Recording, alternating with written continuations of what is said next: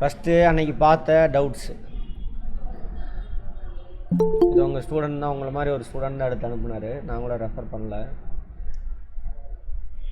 சொன்னல.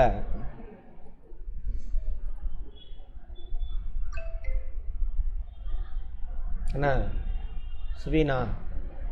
ஒரு சுவீன். அதாவது நேற்று பார்த்தோம் இல்லையா, நான் கூட பார்த்து சொல்கிறேன்னு சொன்னேன். அதுதான் இது. அதை எடுத்து ஸ்க்ரீன்ஷாட் எடுத்து உங்களை மாதிரி ஒரு ஸ்டூடெண்ட் எடுத்திருக்காரு. என்ன சார் அப்படின்னா, இரத்த உறவுகள் சங்கத்தில் உறுப்பினராக சேரக்கூடாது அப்படின்னு சொன்னீங்களா? அது தப்பு. புரிஞ்சு படிக்கணும். தான் நீ கேள்வி கேட்கணும் முதல்ல. எல்லாம் தப்பு தப்பாக தான் போடுவீங்க. புரிஞ்சுதா? அதாவது ஒரு சங்கத்தில் உறுப்பினராக இருக்கிறவன் அந்த சங்கத்தில் ஊழியராக ஆக முடியாது. சரியா? அவன் சொந்தக்காரன் ஊழியராக இருக்கலாம், தப்பு கிடையாது. புரிஞ்சுதா? புரியலையா? இன்னும் புரியல? அப்போ கேள்வி உள்ள மண்டையில் ஏறலன்னு அர்த்தம். இப்போ பாருங்கள், ஒரு சங்கத்தில் உறுப்பினராக இருக்கிறவன் அந்த சங்கத்தோட ஊழியராக மாற முடியாது. அவங்க சொந்தக்காரவங்க ஊழியராக இருக்கலாம், தப்பு கிடையாது. ரத்த சொந்தமாக யாரோ ஒருத்தவங்க. புரிஞ்சுதா? அன்றைக்கி நீங்கள் சொன்னது தப்பு. வாங்க வாங்க. ஆமாம், ஓகேவா? அவங்க சொந்தக்காரங்க உறுப்பினராக இருக்கலாம், தப்பு கிடையாது. பட் அவங்க சொந்தக்காரங்க உறுப்பினராக இருக்காங்க, அவங்க நிர்வாக குழு உறுப்பினராக இருக்க முடியாது. அதுதான் கான்செப்ட். புரிஞ்சுதா? நிர்வாக குழுவில் உறுப்பினராக முடியாது. அவங்க ரத்த சொந்தம். ரத்த சொந்தம்னா யார் யாருன்னு சொல்கிறாங்க பாருங்கள். வாழ்க்கை துணை, சும்மா சிம்பிள், ரொம்ப அவங்களோட பிளட் ரிலேஷன், மனைவி கணவன் 2 பேர், அதான் வாழ்க்கை துணைன்னு போட்டாங்க. கணவன் இருந்தால் மனைவி நிர்வாக குழுவில் உறுப்பினர் ஆகலாம், நிர்வாக குழுவில் உறுப்பினர் ஆக முடியாது. புரிஞ்சுதா? ரைட். தந்தை, தாய், சகோதரர்கள், சகோதரிகள், மகள், இவங்கெல்லாம். அதுபோக அவங்க பொண்டாட்டி கூட பிறந்தவங்க, அவங்க பொண்டாட்டியோட அப்பா அம்மா, அவங்கெல்லாம் அவங்க பசங்க. பொண்டாட்டி கூட பிறந்தவங்க, அவங்க அப்பா அம்மா, அவங்க பசங்க, அவங்களாம் யாரும் ஆக முடியாது. அதுதான் வளவலன்னு கொடுத்துருப்பாங்க. கான்செப்ட் புரிஞ்சுன்னா முடிஞ்சு போச்சு. மொக்கத்தனமாக கேட்குறீங்களே, இது தேவையாது? தேவையே இல்லை. உறுப்பினராக இருக்கலாம் அப்படின்னா ஓட்டு போடலாம், சரியா? நிர்வாக குழு உறுப்பினராக ஆக முடியாது, அவ்வளோதான். அங்கே கேட்க வேண்டிய கேள்வியே கிடையாது. நீங்கள் யோசிங்க. நிர்வாக குழுவில் உறுப்பினர் ஆக முடியாது அப்படின்னா எலெக்ஷனில் நிற்க முடியாது, அவ்வளோதான். சரியா? யார் ஒரு சங்கத்தில் ஊழியராக இருக்காருனாக்கா அவரோட பிளட் ரிலேஷன்ஸ். புரியுதா? அதேமாரி அவங்களோட இப்போ அந்த அம்மா வேலையில் இருக்காங்க, அப்போ அவங்க வீட்டுக்காரன் புருஷாக இருக்கான் இல்லையா, அந்த ஆள் என்ன பண்ண முடியாது, நிர்வாக குழு உறுப்பினராக வர முடியாது. நல்லா புரிஞ்சுக்கிட்டு கேள்வி. நீங்கள் புரிஞ்சு படிக்க மாட்டேங்கிறீங்க, அதான் பிரச்சனை. சரியா? சங்கத்தில் உறுப்பினராக ஆக முடியும் சொந்தக்காரன், பட் நிர்வாக குழுவில் என்ன பண்ண முடியாது, உறுப்பினராக இருக்க முடியாது. அப்போ தலைவராக முடியுமா? நிர்வாக குழுவிலே உறுப்பினர் ஆக முடியலாம், தலைவராக முடியாது. நிர்வாக குழு உறுப்பினர் தான் என்ன பண்ணுவான், அவங்கள ஒருத்தனை தலைவராக தேர்ந்தெடுத்துக்குவான். புரிஞ்சுதா? Right, okay. இதை அப்படியே லைட்டாக படித்து பார்த்துக்கோங்க. அடுத்தது இன்னொரு கேள்வி கேட்டிருந்தாங்க, டவுட்டு. எல்லாம் வாட்ஸ்அப்பில் நீங்கள் படிக்கிற நம்ம ஸ்டூடெண்ட்ஸ் கேட்குறதுக்கு தான் பதில் சொல்கிறேன். சலவை சோடாவும் ரொட்டி சோடாவும் அது கெமிக்கல் நேம் மாறி இருக்குதுமா, அதை மாற்றிக்கங்க. சலவை சோடா, கெமிக்கல் சோடா, ரெண்டுக்குமான கெமிக்கல் நேம் என்ன இருக்குது, நம்ம மெட்டீரியலில் மாறி இருக்குது, அதை மாற்றிக்கங்க. ஒரே நிமிஷம். அது இல்லையா ஸ்டூடெண்ட்ஸ் தான். அப்புறம்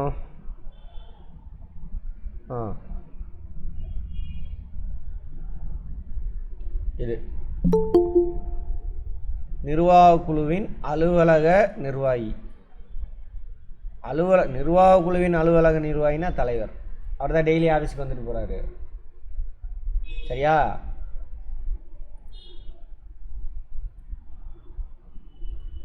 அவர் தான் வந்துட்டு போவார். நிர்வாகி, அட்மினிஸ்ட்ரேட்டர், அந்த வார்த்தையை நல்லா புரிஞ்சுக்கோங்க. மேலாண்மை, அட்மினிஸ்ட்ரேஷன் ரெண்டும் வேறு வேறு. மேனேஜ்மெண்ட். இது ஃபஸ்ட் நாளே சொல்லியிருப்பேன். அட்மினிஸ்ட்ரேஷனா நிர்வாகம். நிர்வாக முடிவுங்கிறது வேறு, மேனேஜ்மெண்ட் முடிவுங்கிறது வேறு. சரியா? இது மேலாண்மை. நிர்வாகத்தில் கூட்டுறவு சங்கத்தில் நிர்வாகத்தில் யார் யார் வருவாங்கன்னா பேரவை. அடுத்தது நிர்வாக குழு. சார் நிர்வாக குழு சார் தலைவர் எங்கே சார்? நிர்வாக குழு அப்படின்னாவே அதுக்குள்ளே தலைவர் வந்துடுவார். அந்த நிர்வாக குழுவிலேருந்து ஒருத்தரை தலைவராக தேர்ந்தெடுத்துருக்காங்க. அப்புறம் அதை கேட்குறாங்க, சார் அப்போ பேரவைக்கு யார் சார் தலைவர் அப்படின்னு கேட்பாங்க. நிர்வாக குழுக்கு யார் தலைவரோ அவர் தான் பேரவைக்கு தலைவர். ஒருவேளை நிர்வாக குழுக்கு தலைவர் இல்லை, அப்போ பேரவைக்கு தலைவர் இருக்க மாட்டாங்க. அன்றைக்கி கூட்டம் கூடுது, பேரவை கூட்டம் கூடுது. அதில் இருக்கிறதுல சீனியர் மோஸ்ட் ஒருத்தரை தேர்ந்தெடுக்க மாட்டாங்க. நீங்கள் இருங்க அப்படின்னு சீனியர் மோஸ்ட் ஒருத்தரை அவங்களா பார்த்து நியமிச்சுக்குவாங்க. புரியுதா? டெம்பரவரியாக, அவ்வளோதான். அப்புறம் எலெக்ஷன் நடந்து யார் வராங்களோ அவங்க தான் பர்மனண்ட்டான நிர்வாகம். பர்மனண்ட்னா எத்தனை வருஷத்துக்கு? 5 வருஷத்துக்கு ஒரு தடவை. அப்புறம் இன்றைக்கி ஒரு அம்மா ஒருத்தவங்க டவுட்டு கேட்டிருந்தாங்க வாட்ஸ்அப்லேயே, சார் வருஷம் நிர்வாக குழு எலெக்ஷன் நடக்குமா, சாரி பேரவை எலெக்ஷன் நடக்குமா? பேரவைக்கு எலெக்ஷன்லாம் நடக்காது. சரியா? வருஷம் ஆனால் பேரவை கூட்டம் நடக்கும். பேரவை என்னென்ன அர்த்தம்? எல்லா உறுப்பினரும் சேர்ந்து உட்கார்றது. அப்புறம் அந்த பேரவையிலேருந்து என்ன பண்ணுவாங்க? நிர்வாக குழுவை தேர்ந்தெடுத்துக்குவாங்க. இது 5 ஆண்டுக்கு ஒரு தடவை தேர்ந்தெடுப்பாங்க. நிர்வாக குழு உறுப்பினருடைய பதவி காலம் எவ்வளவு? 5 ஆண்டுகள். சரியா? வேறு ஏதாவது இருக்கா மறுப்பு? அவ்வளோதான் சார்.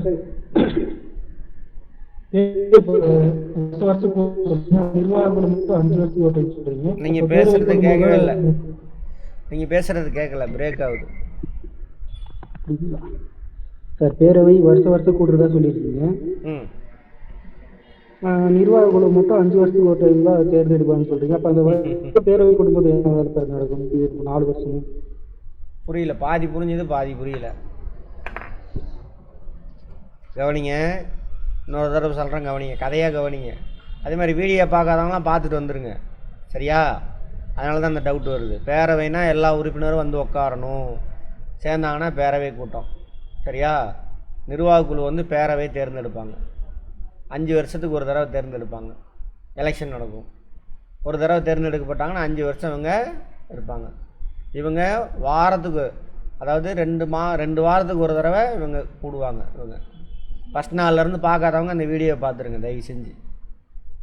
கூப்பிட்டு அந்த 2 வாரத்துக்கு என்ன பிளான், அடுத்த 2 வாரத்துக்குன்னு பிளானை ரெடி பண்ணி தலைவர்கிட்ட கொடுத்துருவாங்க. அவர் தான் டெய்லியும் சங்கத்துக்கு வந்துட்டு போவார். அதான் அந்த கேள்வி அங்கே போட்டிருக்கு பாருங்க. நிர்வாக குழு அலுவலக நிர்வாகி அது தலைவர் தான். நிர்வாக குழு செயலாளர் அதில் ஒரு பார்ட்டே கிடையாது. அதெல்லாம் அவர் விட்டுருணும். சரியா? நிர்வாகினாவே யார்? இவங்க. அந்த மாதிரி. அப்போ 5 ஆண்டுக்கு ஒரு தடவை எலெக்ஷன் நடக்கும், தேர்ந்தெடுத்து கொடுத்துருவாங்க. இவங்க அவங்களுக்குள்ள ஒரு தலைவரை தேர்ந்தெடுத்துக்குவாங்க. திரும்ப அடுத்த 5 ஆண்டு, திரும்ப 5 ஆண்டு முடிஞ்சிட்டுனா திரும்ப எலெக்ஷன் நடக்கும். நிர்வாக குழுவோட வேலை என்ன அப்படின்னு கிளியராக நான் ஃபஸ்ட்லேயே சொல்லியிருக்கிறேன். அதையும் பார்த்துக்கோங்க, இதையும் பார்த்துக்கோங்க. சொல்லுங்கள். நிர்வாக குழுவின் அலுவலர் நிர்வாகி, தலைவர் மற்றும் துணைத் தலைவர் ஆன்சர் வருது. துணைத் தலைவர் இருக்காரா? ஒரு வேளை அவர் இல்லை அப்படின்னா ரைட், அது இருந்தால் அதை எடுத்துக்கோங்க. துணைத் தலைவர் கூட சொல்லக்கூடாது, தலைவர் தான் சொல்லணும். தலைவர் சங்கத்துக்கு போக முடியலன்னா துணைத் தலைவர் போவார். சரியா? அதனால் ஓகே, அதை எடுத்துக்கோங்க. தலைவர் மற்றும் துணைத் தலைவர் எடுத்துக்கோங்க. அலுவலக நிர்வாகி அப்படின்னு சொல்றாங்க. நிர்வாகம் கொடுக்காம அலுவலக நிர்வாகி யார்? தலைவர் கொடுப்பாங்க, மேலாண்மை இயக்குனர் கொடுப்பாங்க. நம்ம எந்த ஆப்ஷன் எடுக்கிறது? நிர்வாகம் கொடுக்காமையா? ஆமா சார், ஒவ்வொரு இதில் மேலாண்மை இயக்குனர் கொடுக்குறாங்களே, அலுவலக நிர்வாகின்னு கொடுத்தவில்லை. சங்கத்தோட அலுவலக மேலாண்மை நிர்வாகின்னு வரும். மேலாண்மை என்ன போட்டிருக்கு?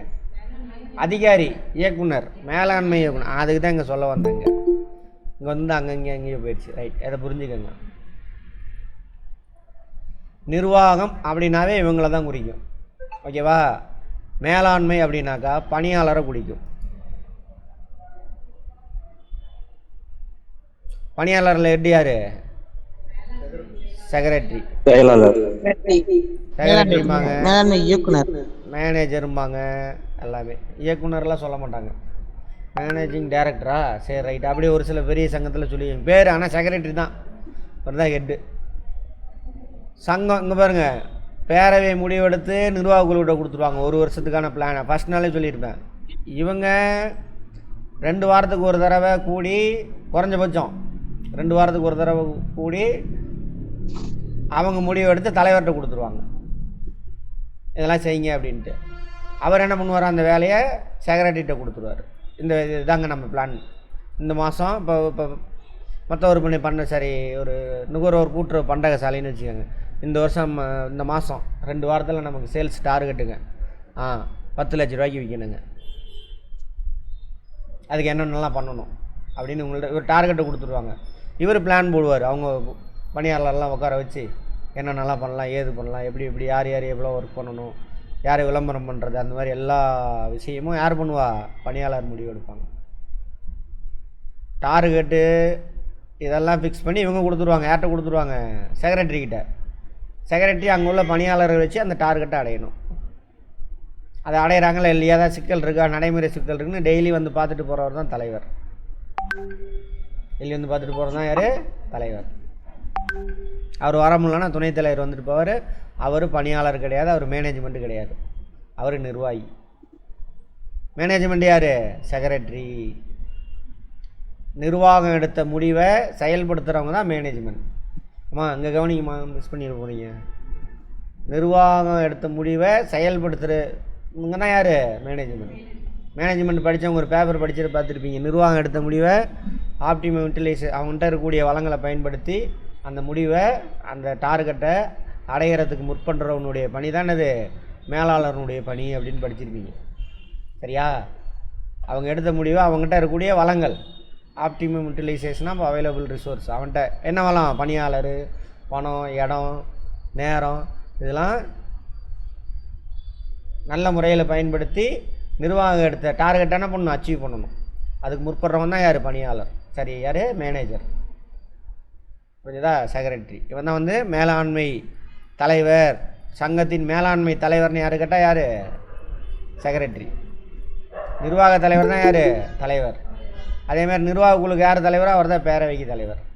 பேரவைனா எல்லா உறுப்பினரும் சேர்ந்து உட்கார்றது. நிர்வாக குழு அப்படின்னாக்கா அதிலேருந்து தேர்ந்தெடுக்கப்பட்டவங்க. சரியா? 2 வாரத்துக்கு ஒரு தடவை கூடுவாங்க. ஓகேவா? எல்லாமே முடிஞ்சா அடுத்து இவங்க கேட்ட கேள்வி 7வது. இவங்க இந்த மேடம் அனுப்பின கேள்வியை கேட்டது, கூட்டுறவு ஆராய்ச்சி மற்றும் வளர்ச்சி நிதியை பராமரிப்பது எது? Very good. ஒன்றியம் தான், கூட்டுறவு ஒன்றியம் தான். பார்த்தோமா? அன்றைக்கே பார்த்துருப்போம். நடந்து முழு எல்லா சங்கமும் அந்த நிதியை ஒதுக்கிட்டு அதை யார் கையில் கொடுத்துடணும், மாவட்ட கூட்டுறவு ஒன்றியத்தில் கொடுத்துருவாங்க. அவன் ஒரு பர்சன்டேஜ் எடுத்துகிட்டு அதை அப்படியே ஆட்ட கொடுத்துருவான், ஒன்றிய கூட்டுறவு ஒன்றியத்துக்கு கொடுத்துருவான். எவ்வளோ பர்சன்டேஜ் எடுத்துக்கும், 10% மாவட்ட கூட்டுறவு. எதுக்குன்னா அவனுடைய பராமரிப்பு செலவெல்லாம் இருக்குது, இல்லை எங்கள் லோக்கலில் செய்கிற செலவெல்லாம் இருக்குது. அந்த என்டையர் டிஸ்ட்ரிக்ட்லேருந்து கலெக்ஷன் ஆகக்கூடிய பணத்தில் 10%. 10 கோடியா? 10 கோடினாக்கா 10% எவ்வளவு, 1 கோடி. அவன் எடுத்துக்கிட்டு மிச்சத்தை அப்படியே அங்கே கொடுத்துருவான். அந்த பணத்தில் தான் இப்போ நீங்கள் படிக்கிறீங்களா டிசிஎம்லாம், அந்த பயிற்சி நிலையம், அதுக்கு பேர் பயிற்சி நிலையம் ஆக்சுவலாக அதுக்கு பேர், அதெல்லாம் நடத்துகிறாங்க. அங்கே எம்ப்ளாயீஸ்லேருந்து, அந்த இடத்துல வாடகையிலேருந்து, கரண்ட் பில்லேருந்து அந்த பணத்தில் தான் கட்டுறாங்க.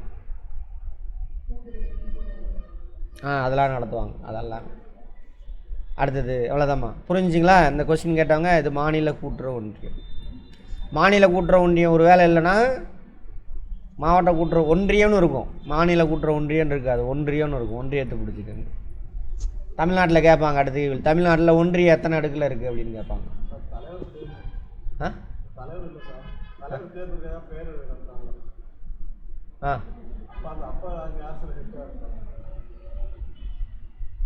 தலைவரை தேர்ந்தெடுக்கிறதுக்கெல்லாம் பேரவை கூட்டம் நடக்காது. நிர்வாக குழு இயக்குனர் தான் தேர்ந்தெடுப்பாங்க. நிர்வாக குழு தான் அவங்கள்ட்ட இருந்து ஒருத்தர் தலைவரை தேர்ந்தெடுத்துக்குவாங்க. புரிஞ்சுதா?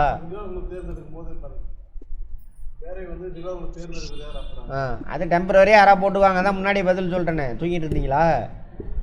அன்றைக்கி வந்திருக்கிறவங்கள சீனியர் யார், அதாவது சொல்கிறாங்க பேரவை இல்லை, டெம்பரவரி ரிசைன் பண்ணிட்டார், இறந்து போயிட்டார், அப்போ என்ன பண்ணுவாங்க, பேரவை கொடுத்து என்ன பண்ணுவாங்க, அதான் அவர் கேட்குற கேள்வி. முன்னாடி சொல்லிட்டேன். துணைத் தலைவர் இருந்தால் அவரை கூட உட்கார வச்சிடலாம். அப்படிலாம் சீனியர் மோஸ்ட்டு. அவ்வளோதான். அடுத்து போகலாமா? அவ்வளோதாங்க. வேற என்ன சார்? ஆ மகாசபைக்கும் பேரவைக்கும் என்ன சார் டிஃபரன்ஸ்? இல்லை ரெண்டுமே ஒன்று தானே? நேற்றே சொல்லிட்டேன். நீங்கள் வீடியோ பார்க்காம நீங்கள் நடுவில் எல்லாம் வரீங்க. எல்லா வீடியோ பார்த்துட்டு வாங்க தயவு செஞ்சு. புதுசாக சேர்ந்தவங்க ஃபஸ்ட்லேருந்து பார்த்துட்டு வாங்க. ஆள் ஒரு ஆள் தான், பேர் தான் வேறு வேறு. பேரவை, மகாசபை. சரியா? நீங்கள் பேசிகிட்டு இருந்தீங்கன்னா நான் எந்திரிச்சு வெளில போயிடுவேன். டவுட் இருந்தால் என்கிட்ட கேளுங்க, நீங்கள் பேசாதீங்க. பிஎஸ்சிஎஸ் இருக்குல்ல சார்? ஆமாம். பிஎஸ்சிஎஸ் வந்துட்டு ஃபண்டு வந்துட்டு சென்ட்ரல் பேங்க்ல இருந்து வாங்குறாங்க. சென்ட்ரல் பேங்க் வந்துட்டு தலைமை வங்கியில இருந்து வாங்குறாங்க. இப்ப எதையாவது ஒண்ணு பைபாஸ் பண்ணி அவங்க இப்ப டைரக்டா பிஎஸ்சிஎஸ் வந்துட்டு தலைமை வங்கியிலயோ அப்படி நபார்ட்லயோ அந்த மாதிரி வாங்குறதுக்கு ஏதாச்சும் அப்படின்னு வாங்குவாங்களா? எப்படி சார்? நபார்டு கிட்ட இருந்து வரதுக்கு வாய்ப்பு இருக்கு. அவனுக்கு தான் ஹெல்ப் பண்றதுக்கு பக்கத்திலேயே டிஸ்ட்ரிக்ட் சென்ட்ரல் கோஆபரேட்டிவ் பேங்க் இருக்கு. ஒருவேளை ஃபண்ட் இல்ல அப்படின்னா அந்த ஃபண்ட் இல்லைன்னா அவன் எங்க வேணாலும் வாங்கிக்கலாம். ஃபண்ட் இல்லை அப்படின்னாங்க டிஸ்ட்ரிக்ட் சென்ட்ரல் கோஆபரேட்டிவ்ல ஃபண்ட் இல்லைன்னா அவன் எங்கே வேணாலும் வாங்கிக்கலாம். பக்கத்தில் இருக்கக்கூடிய கமர்ஷியல் பேங்க்ல கூட போய் வாங்கலாம். ஓகே, அதாவது நம்ம நபார்டுக்கு போய் வாங்குறதுக்கு இவங்க டைரக்டாவே போய் வாங்கிக்கலாம். அப்படிதானே சார்? கமர்ஷியல் பேங்க்ல வாங்கலாம், இது பண்ணலாம் எல்லாம். அடுத்தது இன்னொருத்தங்க கேட்டிருந்தாங்க, இன்னொரு கொஸ்டின் போட்டிருந்தீங்க. ஃபஸ்ட்டு இவன் தாங்க கொடுப்பான். இவன்கிட்ட இல்லை அப்படின்னாக்கா அவன் கமர்ஷியல் பேங்க்கிட்டே வேறு எங்கேயும் வாங்கிக்குவான். அதோட அளவு வந்து ஃபிக்ஸடு. இத்தனை அவனுடைய சொந்த நிதியிலேருந்து இத்தனை மடங்கு அப்படின்னு சொல்லுவாங்க. அதை பார்ப்போம், பின்னாடி வரும். சார் கிளியரா? அப்புறம் இன்னொரு கொஸ்டின் அனுப்பியிருந்தாங்க. கிளியரா? உங்களுக்கு கேட்ட கேள்வி அர்த்தம் புரிஞ்சிருச்சா?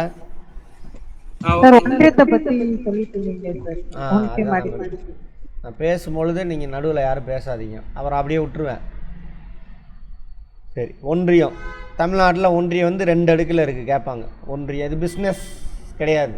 மற்ற கூட்டுறவு சங்கம்லாம் பிஸ்னஸ் பண்ணுவாங்க, ஏதாவது தொழில் பண்ணுவாங்க. இவங்க தொழில் பண்ண மாட்டாங்க. இவங்களுக்கு சப்போர்ட் பண்ணுறதுக்கான அமைப்பு. அதை கூட கேட்கலாம், பார்த்துக்கோங்க. கொஸ்டின் எடுக்கிறவருடைய மைண்ட் செட்டை பொறுத்து. எந்த பிஸ்னஸும் செய்யாத ஒரே கூட்டுறவு அமைப்புனா கூட்டுறவு ஒன்றியம் தான். எந்த பிஸ்னஸும் கிடையாது. நீங்கள் கொடுக்குற கல்வி நிதி, ஆராய்ச்சி மற்றும் வளர்ச்சி நிதி வச்சு தான் மாநில கூட்டுறவு வங்கியும் ஃபங்க்ஷன் ஆகும், ஒன்றியமும் ஃபங்க்ஷன் ஆகும், மாவட்ட அளவில் கூட்டுறவு ஒன்றியமும் ஃபங்க்ஷன் ஆகும். புரிஞ்சுதா? அப்போ 2 அடுக்கு கேட்பாங்க. மாநில கூட்டுறவு ஒன்றியம், மாவட்ட கூட்டுறவு ஒன்றியம் 2 அடுக்கில் இருக்குது. அவங்க பார்த்துக்குவாங்க. அதுக்கு ஹெட்டு பார்த்தீங்கன்னா கவர்மெண்ட் ஆஃபீஸர் இருப்பாங்க. இவங்க இருக்காங்கல்ல, யார்? ரெஜிஸ்ட்ரார் ஆஃபீஸ் இருக்கு இல்லையா, அங்கேருந்து ஒருத்தவங்க இருப்பாங்க ஹெட்டாக. பணியாளர் போட்டு வேலை செய்வாங்க. ஓகே, நிர்வாக குழுலாம் இருக்காதுங்க. ரைட். வேறு அப்போ இப்போ இன்னும் கேட்டிங்களா? அடுத்தது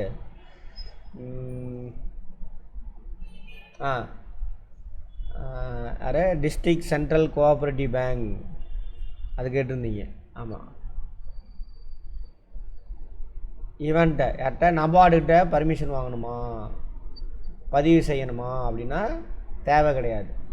டிஸ்ட்ரிக்ட் சென்ட்ரல் கோஆபரேட்டிவ் பேங்க்கு. சரியா? பேங்க்குன்றனால ஃபஸ்ட்டு இந்த பேங்க்குக்கு நம்ம கோஆபரேட்டிவ் சொசைட்டிஸ் ஆக்ட் இருக்குல்ல, தமிழ்நாடு கோஆபரேட்டிவ் சொசைட்டிஸ் ஆக்ட்டு, அதுக்கு உட்பட்டு எல்லாம் பதிவு செஞ்சு ஸ்டார்ட் பண்ணிடணும். அதுக்கப்புறம் அந்த நகல்லாம் வச்சுக்கிட்டு பதிவு செஞ்சு பார்த்தாலும் ஒரு சங்கத்தை எப்படி ஆரம்பிக்கணுன்ட்டு அது மாதிரி இப்போ ரெஜிஸ்டர் ஆஃபீஸில் பதிவு செஞ்சு ஸ்டார்ட் பண்ணிக்கணும். கேட்பாங்க, நம்ம இந்த டிசிசிபி எந்தெந்த யாருக்கு கட்டுப்பாட்டில் வருவாங்கன்னு கேட்பாங்க. பதிவு செய்யணும். First Tamil Nadu cooperative societies act இருக்கு இல்லையா, 1983. அப்புறம் தமிழ்நாடு கூட்டுறவு சங்கங்களின் விதி 1988. அதன் அடிப்படையில் ஸ்டார்ட் பண்ணி பதிவு பண்ணிடணும். யார்கிட்ட போய் பதிவு பண்ணணும்? கோஆபரேட்டிவ் ரெஜிஸ்டர்கிட்ட. ஆர்சிஎஸ் அப்படிலாம் சொல்லவே கூடாது முதல்ல. அது ஒருத்தன் கொஸ்டின் பேப்பர் அப்படி செக் பண்ணி வச்சுருக்காங்க. ரெஜிஸ்டாரா அப்படி கேட்கக்கூடாது. கூட்டுறவு சங்கங்களின் பதிவாளர் அப்படி தான் சொல்லணும். ஃபுல்லாக தான் சொல்லணும். இந்த ஆஃப் ஃபார்மில் சொல்லவே கூடாது முதல்ல எதையுமே. பழைய ஆளுங்களாம் கரெக்டாக ஃபாலோ பண்ணுவாங்க. சரி, இப்போ நம்ம புரிஞ்சுக்கிறதுக்காக கொஸ்டின் அப்படி எடுக்கக்கூடாது. நம்ம படிக்கும்போது டைம் இல்லை, அதனால பண்ணுறோம். அவன்கிட்ட பதிவு செஞ்சுக்கணும். ரெஜிஸ்டார் ஆஃப் கோஆபரேட்டிவ் சொசைட்டிஸ்ன்னு தான் சொல்லணும். ஜாயின்ட் ரெஜிஸ்டாரா, டெப்டி ரெஜிஸ்டாரா அதெல்லாம் சொல்லக்கூடாது. இவங்க எல்லாருமே யார் சார்பில் வேலை செய்கிறாங்க? Registrar of cooperative societies. இவர் வந்து ஐஏஎஸ் ஆஃபீஸராக இருப்பாங்க. ஓகேவா? இவங்க கூட்டுறவுத்துறையின் கீழே வரும். கூட்டுறவுத்துறை அமைச்சர் யார் இப்போது? பெரிய கருப்பு. இன்டர்வியூவில் போகிறப்ப கூட்டுறவுத்துறை அமைச்சர் யாருன்னு கேட்டால் பெரிய கருப்புலாம் சொல்லக்கூடாது. மாண்புமிகு அப்படின்னு சொல்லணும். பெரிய கருப்பன் அவர்கள் அப்படின்னு சொல்லணும். சரி, அடுத்தது அவர் கீழே கவர்மெண்ட்டு, ஓகேங்களா? அவர் கீழே ஐஏஎஸ் ஆஃபீஸர், அவர் கீழே ரெஜிஸ்டார், அந்தந்த லெவலில் இருப்பாங்க. அந்த தனி செட்டப் இருக்குது, அதை பார்ப்போம். அது கவர்மெண்ட், இவங்க எல்லோரும் கவர்மெண்ட் ஆஃபீஸர்ஸ். ரெஜிஸ்டார் ஆஃபீஸில் இருக்கக்கூடிய எல்லாருமே கவர்மெண்ட் ஆஃபீஸர். அதேமாதிரி கணக்கு வழக்கை சரி பார்க்குறதுன்னு ஒரு அமைப்பு இருக்குது, கூட்டுறவு தணிக்கை துறைன்னு. அவனு யார்? எல்லாருமே கவர்மெண்ட் ஆஃபீஸர்ஸ். ஏன் கவர்மெண்ட் வச்சுருக்காங்கன்னு பார்த்தோம், மக்கள் பணம், பொது மக்களோட, பாமர மக்களோட பணத்தை எவனை ஏமாற்றிடக்கூடாது. தலைவராகவோ செயலாளரோ உட்காந்து ஏமாற்றிடக்கூடாது. சரியா? அதை வாட்ச் பண்ணுறது தான் அவங்க 2 பேர். அதனால் அரசு நிறுவனம்னு சொல்லிடாதீங்க. அரசு நிறுவனம் இல்லை, கூட்டுறவு நிறுவனம். என்னது நிறுவனம்? தனியார் நிறுவனம். ஆமாம், அதான் கரெக்டு. சொல்லுங்கள்.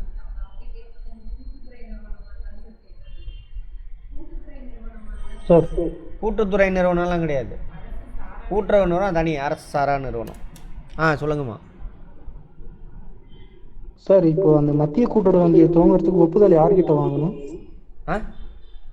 மத்திய கூட்டுறவு வங்கி துவங்குவதற்கு ஒப்புதல் யார்கிட்ட வாங்கணும் சார்? அதுதான் இப்போ தான் ஸ்டார்ட் பண்ணியிருக்கோம். யார்கிட்ட வாங்குகிறோம்? First registrar of cooperative societies, அவர்கிட்ட பதிவு பண்ணி பர்மிஷன் வாங்கிட்டு ஒன்று வாங்கிடணும். அதுக்கப்புறம் எல்லா வங்கிகளும் ஆர்பிஐட்ட தான் பர்மிஷன் வாங்கணும். நபார்டுகிட்ட வாங்கக்கூடாது, அது தப்பு. ஆனால் இப்போ நம்ம இது இருங்க, நான் சொல்லி முடிச்சிடுறேன். நீங்கள் நடுவில் பேச பாஸ், கொஞ்சம் வெயிட் பண்ணுங்கள், நான் சொல்லி முடிச்சிடுறேன். சரியா? சொல்லி முடிக்க விட மாட்டாங்கிறீங்க. சரி, ஓகே சார். ஆர்பிஐட்ட தான் பர்மிஷன் வாங்கணும். அதுக்கப்புறம் நான் பதிவு பண்ணிக்கிட்டேன்னு சொல்லிட்டு, ஏன்னா இவன் யாருக்கு கடன் கொடுக்குறான்? விவசாயம் சார்ந்த விஷயத்துக்கு கடன் கொடுக்குறான். அதனால் நான் விவசாயம் சார்ந்த கடன் கொடுக்கறதுக்கான ஒரு அமைப்பாக, ஒரு பேங்காக நான் பதிவு செஞ்சுருக்கேன்னு சொல்லிவிட்டு நபார்டுக்கிட்ட என்ன பண்ணும்? அவன் அந்த பதிவு செஞ்ச நகலை என்ன பண்ணும்? அவனுக்கு ஃபார்வேர்ட் பண்ணும். அவ்வளோதான்.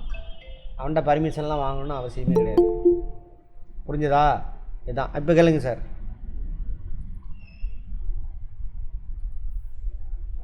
அதே சார், அந்த கொஸ்டின் தான் சார். நம்ம இது அகாடமி வாட்ஸ்அப் ஸ்டேட்டஸில் பார்த்தேன். அதுக்கு தான் போட்டிருந்தேன். யாரோ உங்க உங்களை மாதிரி ஸ்டூடெண்ட் போட்டிருந்தாங்க, அதுக்கு தான் போட்டிருந்தேன். அது வாட்ஸ்அப்பில் அது ஸ்டேட்டஸ் வந்துச்சுருந்தார். ஸ்டேட்டஸில் தான் அந்த கொஸ்டின் பார்த்தேன் சார். ஆர்பிஐட்ட தான் பர்மிஷன் வாங்கணும். அது தப்பு. அந்த கொஸ்டின் இந்த தடவைலாம் அப்படிலாம் வராது. அது ஒரு தடவை ஏதோ சொதப்பியிருப்பாங்க. மத்திய கூட்டுறவு துவங்குவதற்கு நபார்டு கிட்ட தான் ஒப்புதல் பெற வேண்டும். அதில் ஆன்சர் டிக் ஆயிருக்கு. அதனால தான் தப்பு. ஆர்பிஐட்ட தான் பதிவு செய்யணும். ஒப்புதல் கூட இல்லை, பதிவு செய்யணும் ஆர்பிஐட்ட. சரியா? இந்த கொஸ்டின் அது ஒப்புதல் யார்கிட்ட பெற வேண்டும் தான் இருந்தது கொஸ்டின். ஒப்புதலும் நீங்கள் நபார்டுலாம் வாங்கலாம் தேவையில்லை, பதிவு செஞ்சு தான் அங்கே அனுப்பி வைக்கணும். ஒப்புதல் வாங்கினா நான் ஆரம்பிக்க போகிறேன்னு ஒப்புதல் வாங்குறது, அது ஆர்பிஐட்டு தான் வாங்கணும்.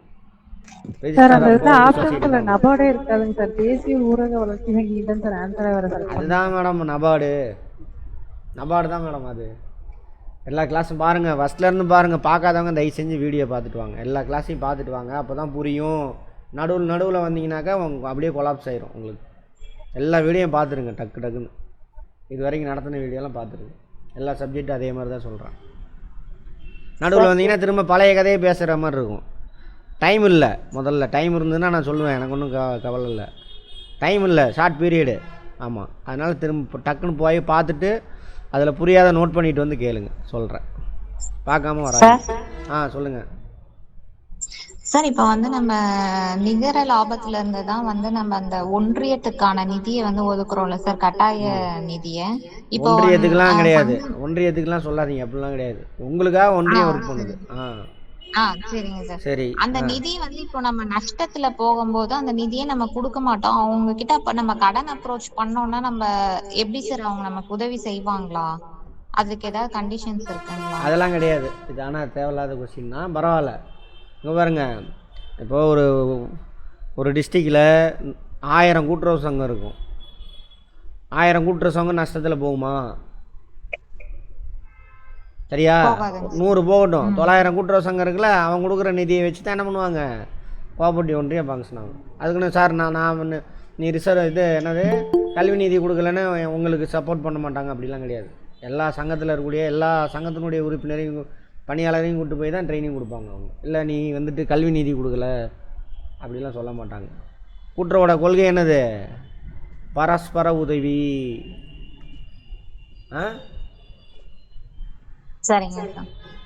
ஒவ்வொருவரும் எல்லாருக்காகவும். எல்லாரும் ஒவ்வொரு அதான கூட்டுறவோட கொள்கை. அவன் இதாகிட்டான், இவனுக்கு ஹெல்ப் பண்ண மாட்டேன் அப்படி கிடையாது. அவன் வறுமையில் இருக்கான், கஷ்டத்தில் இருக்கான். அப்போ மற்ற சங்கம் கொடுக்குற 900 சங்கம் கொடுக்குறல, அந்த பணத்தை வச்சு அவங்களுக்கு ஹெல்ப் பண்ணுவாங்க. ஹெல்ப்னால் கடன் கொடுக்க மாட்டாங்க. அந்த பயிற்சி அவனை பற்றின அந்த ஊரில் ப்ரொமோட் பண்ணுறதுக்கு, சங்கத்தை ப்ரொமோட் பண்ணி மெம்பர்ஸ் சேர்க்கறதுக்கான அந்த ப்ரொபகேண்டா அதெல்லாம் செய்வாங்க. நீ நிதி கொடுக்கல அதெல்லாம் அப்படிலாம் கிடையாது. குட். வேற சரிங்க. அடுத்து போகலாமா? அவ்வளோதானே? ரைட். கான்செப்ட் தான் இருக்கும் கொஸ்டின். கேளுங்க, டக்குன்னு கேளுங்க சார். இந்த கூட்டுறவு சங்கங்கள் அரசு வந்து நேரடியாக பங்குகளை முதலீடு செய்யலாம்னு சொல்லியிருக்கீங்க சார். அகில இந்திய கிராம கடன் மதிப்பீடுகளை பரிந்துரை செய்ததுன்னு சொல்லிட்டு. அதே பார்த்தீங்கன்னா நம்ம கோஆபரேட்டிவ் லா புக்கில் பார்த்தீங்கன்னா 1961 தமிழ்நாடு கூட்டுறவு சங்கம் சட்டம், அது மாநில அரசு கூட்டுறவு சங்கம் பங்கு தொகை செலுத்த சட்டம் வழிவகுக்குன்னு இருக்கு சார். இப்போ எது ஆன்சர் இதில்? அங்கே ரெக்கமெண்ட் பண்ணது அவங்க 54. சரியா? அந்த ரெக்கமெண்டேஷனை வந்து என்ன பண்ணுறாங்க, சட்டமாக மாற்றுறாங்க 1966. சரிங்களா? இது சட்டம் 61 1961 தமிழ்நாடு கூட்டுறவு சங்கங்கள் சட்டம். அவங்க ரெக்கமெண்ட் பண்ணுறாங்க, இவங்க சட்டமாக மாற்றுறாங்க. அவன் ரெக்கமெண்டேஷன் தான், அந்த குழு ரெக்கமெண்ட் பண்ணதெல்லாம் இம்ப்ளிமெண்ட் பண்ணணும்னு அவசியம் கிடையாது. அப்புறம் தான் 1961 தான் நலிவடைஞ்ச சங்கங்களில் மாநில அரசாங்கம் நிதி ஷேர் பங்குகளை வாங்கி கொள்ளலாம். பங்குகளை வாங்குறான்னு அர்த்தம் முதலீடு செய்யலாம். பங்குகளை வாங்குறான்னு சொல்லலாம், முதலீடு செய்யலாம் அப்படின்னு சொல்லலாம். ஓகேவா? பரிந்துரை செய்தது யார் அப்படின்னு கேட்டால் அது எந்த சட்டத்தில் முதல்ல தமிழ்நாட்டில் எந்த சட்டத்தில் முதல்ல மாநில அரசாங்கம் கூட்டுறவு சங்கங்களில் முதலீடு செய்யலாம் என்று கொண்டு வரப்பட்டதுன்னு கேட்டால் 1961. அது அப்படியே தொடருது. ரைட். அவ்வளோதானே? அடுத்து போகலாமா? டவுட்லாம் கிளியரா? பேரவை கேட்ட பொண்ணுக்கு புரிஞ்சிருச்சா? அவ்வளோதான். அப்புறம் அதெல்லாம் போட்டாச்சு. சரி, அடுத்தது இன்றைக்கி ஜாகிரஃபி வேகமாக தான் போகும். ரொம்ப கம்மி நேரம் தான் ஜிகேக்கு ஸ்பெண்ட் பண்ணுவேன். முக்கியமான இடத்துல மட்டும் கொஞ்சம் கான்செப்ட் சொல்லுவேன், எல்லாம் விட்டுறேன். புவியியல், பூமியை பற்றி படிக்கிறது 5லேருந்து 6 கொஷின் வரலாம். சார் 6 கொஷின் தானே அப்படின்னு பார்க்காதீங்க, நம்ம கிளாஸை பார்த்துருங்க. 6 கொஷினும் வரதுக்கு வாய்ப்பு இருக்குது. சரியா? எதெல்லாம் நாளைக்கு இங்கே கிளாஸ் இருக்குது, அதை வந்து படிக்கலாம் நீங்கள். அடுத்தது பேரண்டம்னா என்னங்க சார்? அதான் இருக்கிறதுலே பெருசு, அதோட பெருசு எதுவும் இல்லை. பேரண்டம்னா நிறையா அண்டங்கள் சேர்ந்தது. இந்த பேரண்டம்னு வச்சுக்கோங்க, அதில் நிறைய அண்டம் சேர்ந்தது தான் பேரண்டம். பேரண்டத்துக்கு இங்கிலீஷில் யூனிவர்ஸ். இங்கிலீஷ் மீடியத்துக்கு தரேன், மெட்டீரியல் தரேன், கொஞ்சம் பொறுமையாக இருங்க. அடுத்த வாரத்தில் இந்த 2 நாளில் ஃப்ரீ ஆயிடுவேன். அடுத்த வாரத்தில் 4-5 நாளில் போட்டு விட்டுறேன்.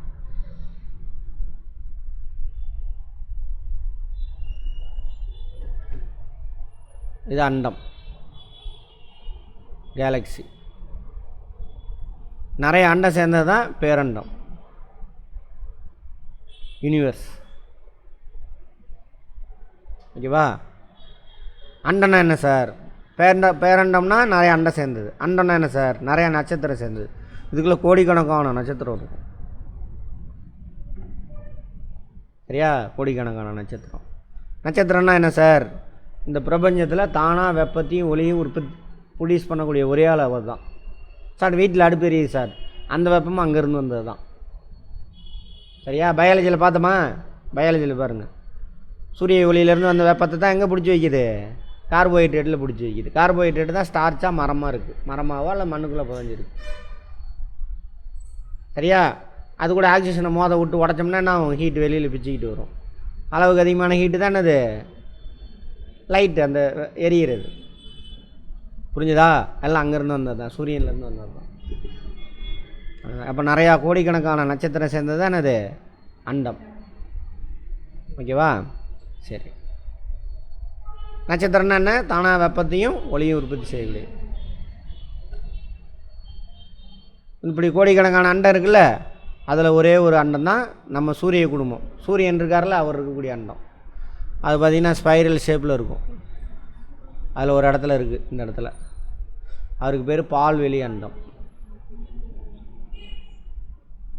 பால்வெளி அண்டம், இங்கிலீஷில் மில்கி வே கேலக்ஸி, தமிழில் ஆகாய கங்கை. வட இந்தியாவில் ஆகாய கங்கைன்ட்டானுங்க பால்வெளி அண்டத்தை. சரியா? அந்த மாதிரி அதில் ஒரு நட்சத்திரம், அதான் நம்ம சூரியன். சூரியன் ஒரு நட்சத்திரம். நட்சத்திரத்தில் வெப்பம் ஒளி உற்பத்தி ஆகுதுல்ல, அது என்ன வினைனாக்கா வேதி வினை. அந்த வேதி வினையில் கெமிக்கல் ப்ராசஸ் இங்கிலீஷில். அந்த வேதி வினையில் என்ன டைப்னாக்கா அணுக்கரு இணைவு. அணுக்கரு இணைவு, நியூக்ளியர் ஃபியூஷன். வார்த்தையில் அர்த்தம் இருக்குது பாருங்கள். அணுக்கரு பார்த்தோமா, அணுக்கரு ஆட்டம் மையத்தில் இருக்கல அணுக்கரு, 2 அணுவுடைய அணுக்கரு ஒன்றா இணைஞ்சு ஒரே கருவாக மாறிடும். அது அணுக்கரு. வார்த்தையில் அர்த்தம் இருக்குது பாருங்கள். இங்கிலீஷில் நியூக்ளியர் ஃபியூஷன் பாருங்கள், வார்த்தையிலே அர்த்தம் இருக்குது. அதுதான் தாய்மொழி. தாய்மொழியில் படித்தோம்னா அது அர்த்தம் அப்படியே தெரியும். பார்த்தோம்னா மனப்பாடம் பண்ணக்கூடாது. 2 அணுவினுடைய கருக்கள் இணைந்து சரியா வெப்பம் வெளியிடும். அதான் அணுக்கரு இணைவு.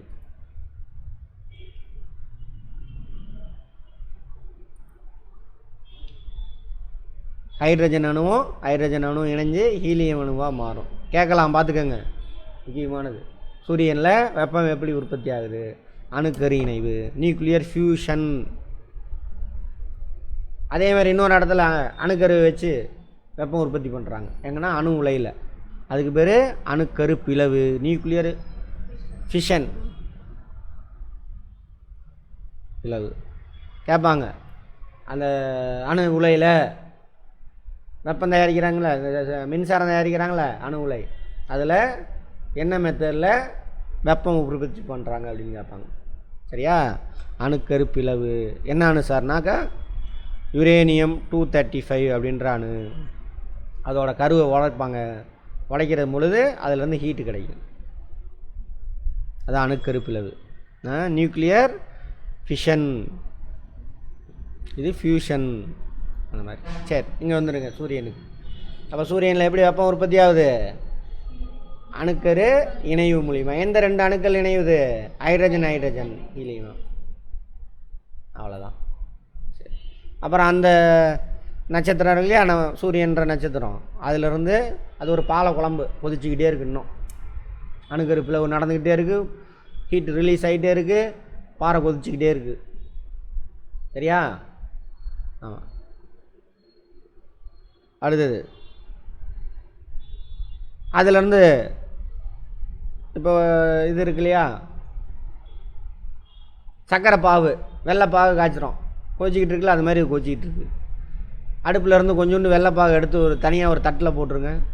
அது என்ன ஆயிரும்? கொஞ்சம் நேரத்தில் சாலிடாக மாறிடும்ல. அது மாதிரி தான் நம்ம பூமி, மற்ற 8 கோள்கள் இருக்கு இல்லையா, 8 கோள்கள் மட்டும் கிடையாது, நிறைய பாறை கீரை எல்லாம் சுற்றிக்கிட்டே இருக்குது சூரியனை சுற்றிலும்.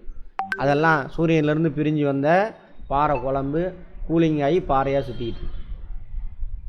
அப்படி பெருசாக ஒரு 8 பாறை சுற்றிக்கிட்டு இருக்குது. நிறையா பாறை இருக்குது. அதில் பெரிய சைஸ் மட்டும் கோள்கள்ன்ட்டான். சின்ன சைஸ் ஒவ்வொன்றுக்கு ஒவ்வொரு பேர். அதில் 3வது பாறை தான் நம்ம பூமி. கேட்பாங்க, சூரியன்லேருந்து பூமி எத்தனாவது இடத்துல இருக்குது? எத்தனாவது? 3வது. முதல்ல உள்ளது புதன், வெள்ளி, பூமி, செவ்வாய், வியாழன், சனி, ஞாயிறா? ஞாயிறுனா என்ன? சூரியன் தான் ஞாயிறு. சனி, யுரேனஸ், நெப்டியூன். ப்ளூட்டோ கிடையாது. ப்ளூட்டோ வந்து நீங்கள் படிக்கிறப்ப இருந்துச்சு. அதை வந்து குள்ளக்கோளில் கொண்டு போய் சேர்த்துட்டாங்க. டவ் பிளானட் அதில் கொண்டு போய் சேர்த்துட்டானுங்க. சரி, இப்போ நம்ம வேகமாக போகணும். முக்கியமானது மட்டும் டச் பண்ணிட்டு போகலாம்.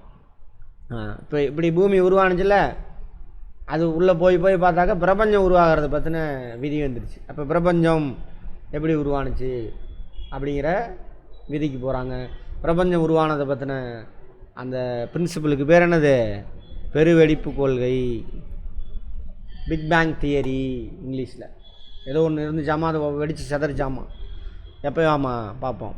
பால்வெளி விண்மீன் திரள் மன்றம் பார்த்தோம் இல்லையா? இப்போ சூரிய குடும்பம் இருக்கக்கூடிய ஒரு பெரிய நட்சத்திர கூட்டம், கோடிக்கணக்கான நட்சத்திரம் ஸ்பைரல் ஷேப்பில். சரியா? அந்த பால்வெளி விண்மீன் திரள் மண்டலம் உருவான காலம், பெருவெடிப்பு நிகழ்வு நடந்த பிறகு 5 மில்லியன் ஆண்டுகளுக்கு பின்னாடி உருவாகுது. 5 மில்லியன், பில்லியன் கிடையாது மில்லியன். ஆனால் இது முக்கியம் இல்லை, அதை விட்டுருங்க. சூரிய குடும்பம் உள்ள விண்மீன் திரள், பால்வெளி விண்மீன் திரள், கேலக்ஸி. விண்மீன் திரள்னு சொல்லக்கூடாது, அண்டம். அண்டம் அதுதான் சரியான வார்த்தை, பழைய வார்த்தை. புவிக்கு அருகில் உள்ள விண்மீன் திரள் மண்டலம் எது? நம்ம பால்வெளி விண்மீன் திரள் மண்டலம்னு சொல்லலாம், சூரியனுக்கு அருகில்னு சொல்லலாம், நம்ம பூமிக்கு அருகில்னு சொல்லலாம். நம்மலாம் ஒரே ஃபேமிலி. பால்வெளி விண்மீன் திரள் மண்டலத்தில் நம்ம இருக்கோம், அதனால் எப்படி வேணாலும் கேட்பாங்க. அப்போ நம்ம பூமிக்கு மிக அருகில் உள்ள விண்மீன் திரள் மண்டலம், அதாவது கேலக்ஸி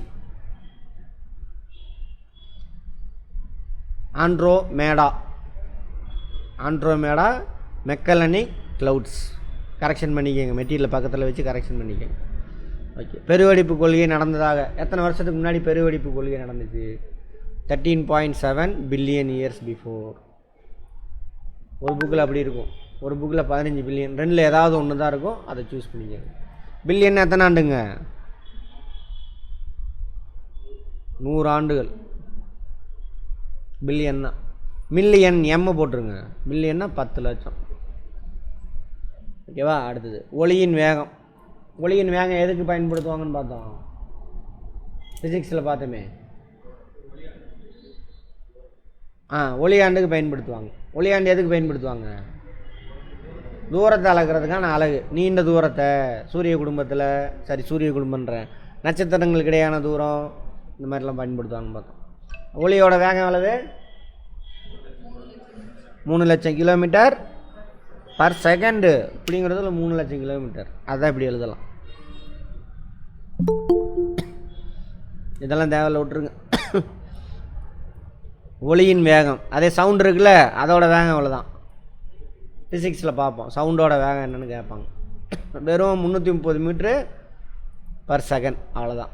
அதே ஒளியோட வேகம் இது கேட்கலாம். மின்னலும் இடியும் ஒரே நேரத்தில் தான் உருவாகுது, மின்னல் உடனே வந்துடுது, இடி லேட்டாக தான் வருது, ஏன்னு கேட்பாங்க. இடிங்கிற சத்தம், ஒளி, சவுண்டு, அதோட வேகம் வெறும் 330 மீட்டர் தான் போகும். இங்கேருந்து அவ்வளோ தூரம் 1/2 கிலோமீட்டர் கூட போயிருக்காது. இதை 330 மீட்டர் தான் போயிருக்கோம். லைட் என்ன இருக்கும்? 3 லட்சம் கிலோமீட்டருக்கு போயிருக்கும். நீங்களாம் என்ன பைக் ஓட்டுறீங்க? டர்ரு புருன்னு அந்தந்த பைக்கெலாம் வச்சுக்கிட்டு. நம்மளாம் சும்மா ஜுஜிபி. லைட்டு. சூரிய குடும்பம் தோன்றி 4.5 பில்லியன் வருஷம் ஆகுது. சூரிய குடும்பம் 4.5 பில்லியன் வருடம். அப்போது 450 கோடி வருஷம் ஆயிருக்கு சூரிய குடும்பம் தோன்றிய. சரியா? பால்வெளி அண்டை எப்போ தோன்றுச்சுன்னு பார்த்தோம், பெருவெடிப்பு நடந்து 5 மில்லியன் வருஷம் கழிச்சு. 5 மில்லியன் ரொம்ப ஷார்ட் பீரியட்லேயே. அதில் தனியாக பிரிஞ்சு சூரியன் வந்து, சூரியன்லேருந்து பாறை குளம்லேருந்து பிரிஞ்சு வந்தால் தான் யார்? இந்த பாறைங்கள்லாம். ஓகேவா? அடுத்தது சூரிய குடும்பத்தின் மொத்த நிறையில் சூரியனின் நிறை. சூரிய குடும்பம் இருக்கு இல்லையா, சூரியன், நம்ம மற்ற நட்சத்திரம், பாறைகிற, இந்த இங்கே பாருங்க, இந்த 5 கோள் மட்டும் கிடையாது, இந்த பாருங்க ஏகப்பட்ட பாறைகரெல்லாம் சுற்றிக்கிட்டு இருக்குது. அதெல்லாம் சேர்த்து இந்த மாதிரி ஏகப்பட்டது எல்லாம் சூரியன் இங்கே இருக்குது. எல்லாம் அதுலேருந்து பிரிஞ்சு வந்தது. அதுலேருந்து பிரிஞ்சு வந்த டஸ்ட் பார்ட்டிகள்லாம் இவங்கெல்லாம் வெறும் எவ்வளோவாமா? 2%, 0.2% வெறும். அப்போ சூரியன் அப்போ எவ்வளோ பெருசு இருக்குன்னு பார்த்துக்கோங்க. சூரியன் மேற்பரப்பில் வெப்பநிலை 6000 டிகிரி செல்சியஸ். கற்பனை பண்ணணும், இதோட அப்படியே மன்னிச்சிட்டு போகக்கூடாது. 6000 அப்படியே அப்போ 6000 டிகிரி செல்சியஸ். இரும்பு இருக்குல்ல, அதோட பாயிலிங் பாயிண்ட் எவ்வளோ தெரியுமா? மெல்ட்டிங் பாயிண்ட்டு 3000 சில்லறையா, அவ்வளோதான் இருக்கும். இப்போ 6000னா பார்த்துக்கோங்க, அப்போ எவ்வளோ டெம்பரேச்சர். அதுவும் மேற்பரப்பில் உள்ளே போகப்போ டெம்பரேச்சர்னு அதிகமாகும். பக்கத்துலேயே போக முடியாது, அவ்வளோதான். தூரமாக போகும்பொழுது என்ன ஆயிடுவான், அந்த இந்த படத்தில் படத்தில் எலக்ட்ரிக் ட்ரெயினில் மாற்றி கொடுத்தான் அப்படி சாம்பலாவான் பாருங்கள், அது மாதிரி ஆயிரும். சூரிய ஒளி புவியின் மேற்பரப்பு அடைய 8.3 நிமிஷம் எடுத்துக்கும். நோட் பண்ணிக்கோங்க, முக்கியமானது. சூரியன் தனக்குள் எத்தனை புவியை அடக்க இயலும்? 1.3 மில்லியன். அப்படின்னா 13 லட்சம் பூமியை அடக்கலாமா சூரியனுக்குள்ளே? 13 லட்சம், 1.3 மில்லியன். நான் எது முக்கியம் நோட் பண்ணிக்கோங்கன்னு சொல்கிறேன்னா அதை நல்லா 2 தடவை நல்லா நிறுத்தி பார்த்துக்கோங்க. ஓகேவா? கோள் என்பதன் பொருள். ஓகே, அது வேண்டாம். தற்சுழற்சி மேற்கிலிருந்து கிழக்காக சுழவும் கோள்கள். சரி, இப்போ நான் இது தேவையானது மட்டும் சொல்கிறேன். பூமியோட தற்சுழற்சி எப்படி தெரியுமா? திசை எப்படி போடணும்? வடக்கு, தெற்கு, கிழக்கு, மேற்கு. அப்போ பூமி எப்படி சுற்றுனா இப்படி சுற்றும், மேற்கிலிருந்து கிழக்காக சுற்றும், ஆன்டி கிளாக் வைஸ். 2 கோள்களை தவிர, ஃபஸ்ட்லேருந்து 2வது கோள், கடைசியிலேருந்து 2வது கோள். ஃபஸ்ட்லேருந்து 2வது, கடைசியிலேருந்து 2வது. ஃபஸ்ட்லேருந்து 2வது. ப்ளூட்டோ விட்டுருங்க, ப்ளூட்டோ தான் கழட்டி விட்டாச்சு. இந்த யுரேனஸும் வீனஸ், வெள்ளி. இது பாருங்கள், இங்கிலீஷ்காரங்களுக்கு இது மெர்க்குரி, வீனஸு, எர்த்து, மாசு, ஜூபிடர், சாட்டன், யுரேனஸ், நெப்டியூன். கேட்பாங்க எத்தனாவது கோள்னு கூட கேட்கலாம், பார்த்துக்கோங்க. நம்ம பூமி எத்தனாவதாக இருக்குது? 3வது. இங்கிலீஷில் மெர்க்குரிக்கு வந்து புதன், பொண்ணு கிடைச்சாலும் புதன் கிடைக்காதுமாங்களா, அது இவர் தான். வீனஸ் அப்படின்னா வெள்ளி, இரட்டைக்கோள், பூமியோட இரட்டைக்கோள் அவர். கேட்பாங்க பூமியோட இரட்டைக்கோள் எதுன்னு கேட்பாங்க. அப்புறம் மார்ஸ், சிவப்பு கோள் அப்படின்னு, சிவப்பாக தானே இருக்குது, ஏன்னா அதோட செந்நிற கோள் அப்படிம்பாங்க. என்ன சார் காரணம்னா அதோட மேற்பரப்பில் ஃபெரஸ் ஆக்சைடு, இரும்பு ஆக்சைடு இருக்குது நிறையா, அதான் காரணம். ஓகேவா? அடுத்தது ஜூபிட்டர், இவர் தான் இருக்கிறதுலே பெருசு, பெரிய கோள். அடுத்தது சாட்டன், சனி. அடுத்தது யுரேனஸ், நெப்டியூன். இதில் மேற்கிலேருந்து கிழக்காக சொல்லுறது இவங்க 2 பேரும். யார் 2 பேரும்? கிழக்கிலிருந்து மேற்காக சொல்லுறவங்க 2 பேர், வெள்ளியும் யுரேனஸும். யூவி ஞாபகம் வச்சுக்கலாம் இங்கிலீஷில். அனைத்து கோள்களும் சூரியனை சுற்றி வரும் பாதையின் வடிவம் நீள்வட்டப்பாதை, எலிப்டிக்கல் ஆர்பிட்டா. கடிகார எதிர் திசையில் சுற்றிட்டு வருது எல்லா கோள்களும். சூரியனை சுற்றி வருதில் அந்த இதுக்கு பேர், இந்த இதான் சூரியன் அப்படின்னா அவரை சுற்றிட்டு வராங்க, இப்படி போயிட்டு வருவாங்க, எலிப்டிக்கல் ஆர்பிட்டா. உட்புறக்கோள் அல்லது புவி நிகர்கோள்கள்பாங்க. உட்புறக்கோள்னால் ஒன்றும் இல்லை, இங்கே பாருங்கள், படத்தை பார்த்தீங்கன்னா முடிஞ்சு போயிடுச்சு. இங்கே பாருங்கள், இதுக்கு பேர் அஸ்ட்ராய்டு அப்படிம்பாங்க. சின்ன சின்ன பாறை. முதல் 4 கோள் இது, அடுத்த 4 கோள் இது. முதல் 4 கோளுக்கு அடுத்ததாக இது இருக்கும். இது செவ்வாய். செவ்வாய்க்கும் வியாழனுக்கும் நடுவில் இந்த பாறை சுற்றிக்கிட்டு இருக்கு, அஸ்ட்ராய்டு. குறுங்கோள், பட்டை அப்படிம்பாங்க. பார்க்குறதுக்கு பட்டையாக இருக்கா, இதெல்லாம் குறுங்கோள்கள், அஸ்ட்ராய்டு அப்படின்னு மாட்டாங்க. இந்த 2க்கு நடுவில் சுற்றிக்கிட்டு இருக்கு. இந்த சுற்றிக்கிட்டு இருக்க இந்த குறுங்கோள் பட்டையில் அதுக்கு உள்ளே இருக்கிறதெல்லாம் உட்கோள்கள், வெளியில் இருக்கிறதெல்லாம் வெளிக்கோள்கள். அவ்வளோதான், இதெல்லாம் வேணாம் விட்டுருங்க. வெளிக்கோள்கள் கடைசி 4 பார்த்துக்கோங்க.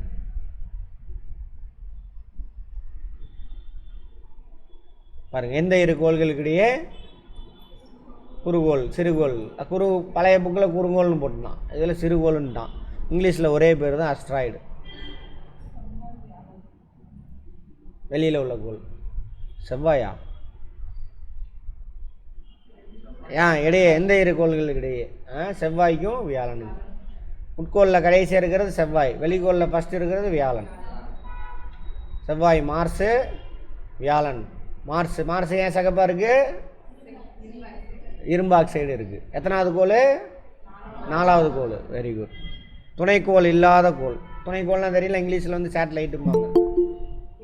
இந்த கோளே சூரியன்லேருந்து பிரிஞ்சு வந்தது தான் கோள்கள்லாம். அதுலேருந்து பிரிஞ்சு போய் ஒரு பாறையாக மாறிடுச்சு, அது சுற்றிக்கிட்டு இருக்குது, அதை சுற்றிலும். அது மாதிரி ஃபஸ்ட்டு 2 கோள் இருக்கு இல்லையா, எது ஃபஸ்ட்டு 2 கோள்கள்? புதன், வெள்ளி. அவங்க 2 பேருக்கு துணைக்கோள் இல்லை, மற்றவங்களுக்குலாம் இருக்குது. பூமிக்கு எத்தனை துணைக்கோள் இருக்கு?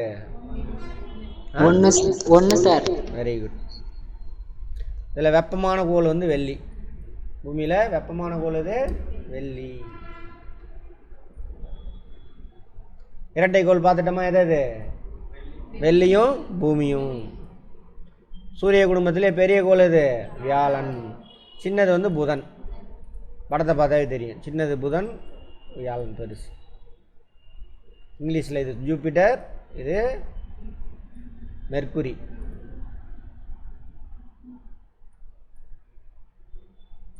தற்சுழற்சிக்கு அதிக நேரம் எடுத்துக்கக்கூடிய கோள். தன்னை தானே சுற்றுதில்ல, பூமி தன்னை தானே சுற்ற எவ்வளோ நேரம் எடுத்துக்கும்? 24 மணி நேரம். ஓகேவா? அதிக நாள் எடுத்துக்கிறதுனா வெள்ளி தான். சின்ன கோள் இதுதான், ஆனால் தன்னை தானே சுற்றுறதுக்கு எவ்வளோ 243 நாள் எடுத்துக்கணும். 3/4 வருஷம் தன்னை தானே ஒரு ரவுண்டு சுற்றுறதுக்குள்ளே. அவர் தான் ஆனால் சின்னவர். அதே மாதிரி தற்சுழற்சி இருக்குல்ல, அது தன்னை தானே சுற்றி முடிக்கிறது. அதிக நேரம் எடுத்துக்கிறது வந்துட்டு கம்மி நேரம் எடுத்துக்கிறது வந்துட்டு பெரிய கோள் யார்? வியாழன். அவர் தான் கம்மி நேரம் எடுத்துக்குவார். அடுத்தது விடிவெள்ளி வந்து வெள்ளி. எனக்கு விடிய காலையில் டெய்லியும் தெரியும் விடிவெள்ளி. இன்னொன்று ஈவினிங் ஸ்டார், மாலை நட்சத்திரம். நட்சத்திரம் கிடையாது, இது ஸ்டாரு. அப்புறம் எப்படி சார் இது மின்னுதுனாக்கா சூரியன்லேருந்து வருதுல்ல ஒளி, இதில் பட்டு பிரதிபலிக்கும். அதாங்க 5வது பெரிய கோள் பூமி. நோட் பண்ணிக்கோங்க, நம்ம இல்லையா இது 5வது பெரிய கோள். புவியோட மேற்பரப்பில் ப்ளூ கலரில் தெரியுதுல, என்ன காரணம்னாக்கா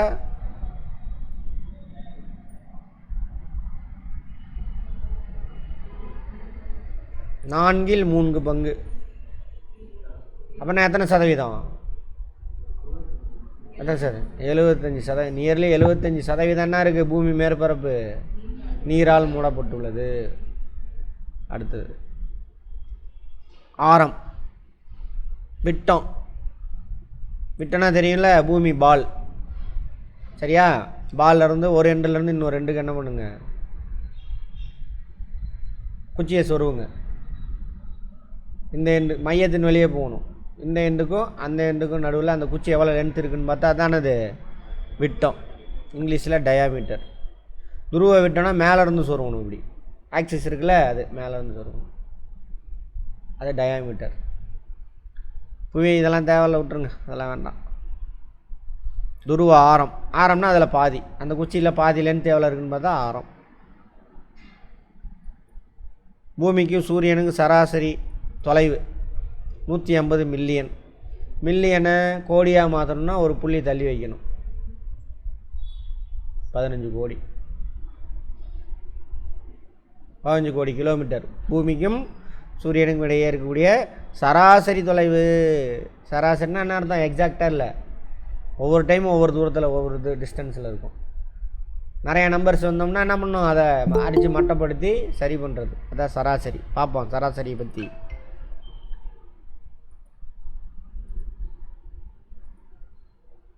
செந்நிறக்கோள் எது? செவ்வாய். அதோட பரப்பில் இரும்பு ஆக்சைடு அதிக அளவு. 2வது சிறிய கோள் செவ்வாய். முதல் சிறிய கோள் இது புதன். 2வது இது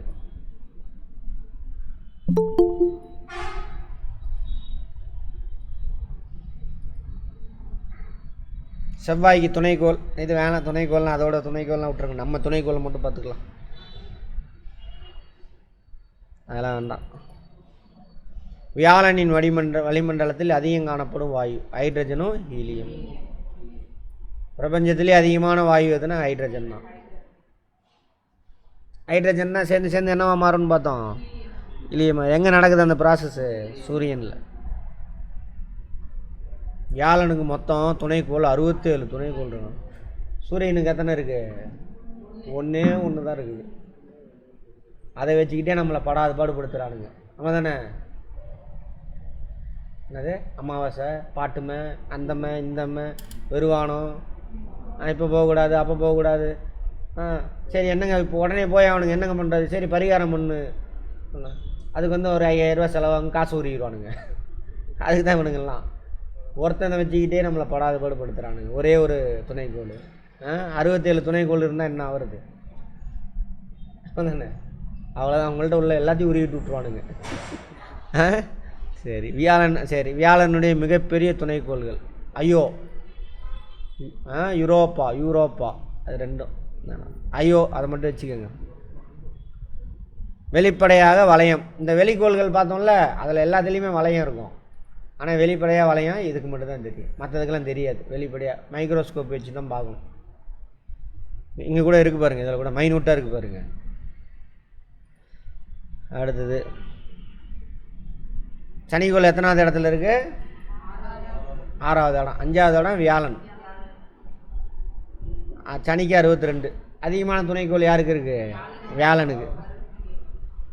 சனியின் மிகப்பெரிய துணைக்கோள் வந்து டைட்டன். இதெல்லாம் வேண்டாம், விட்டுருங்க.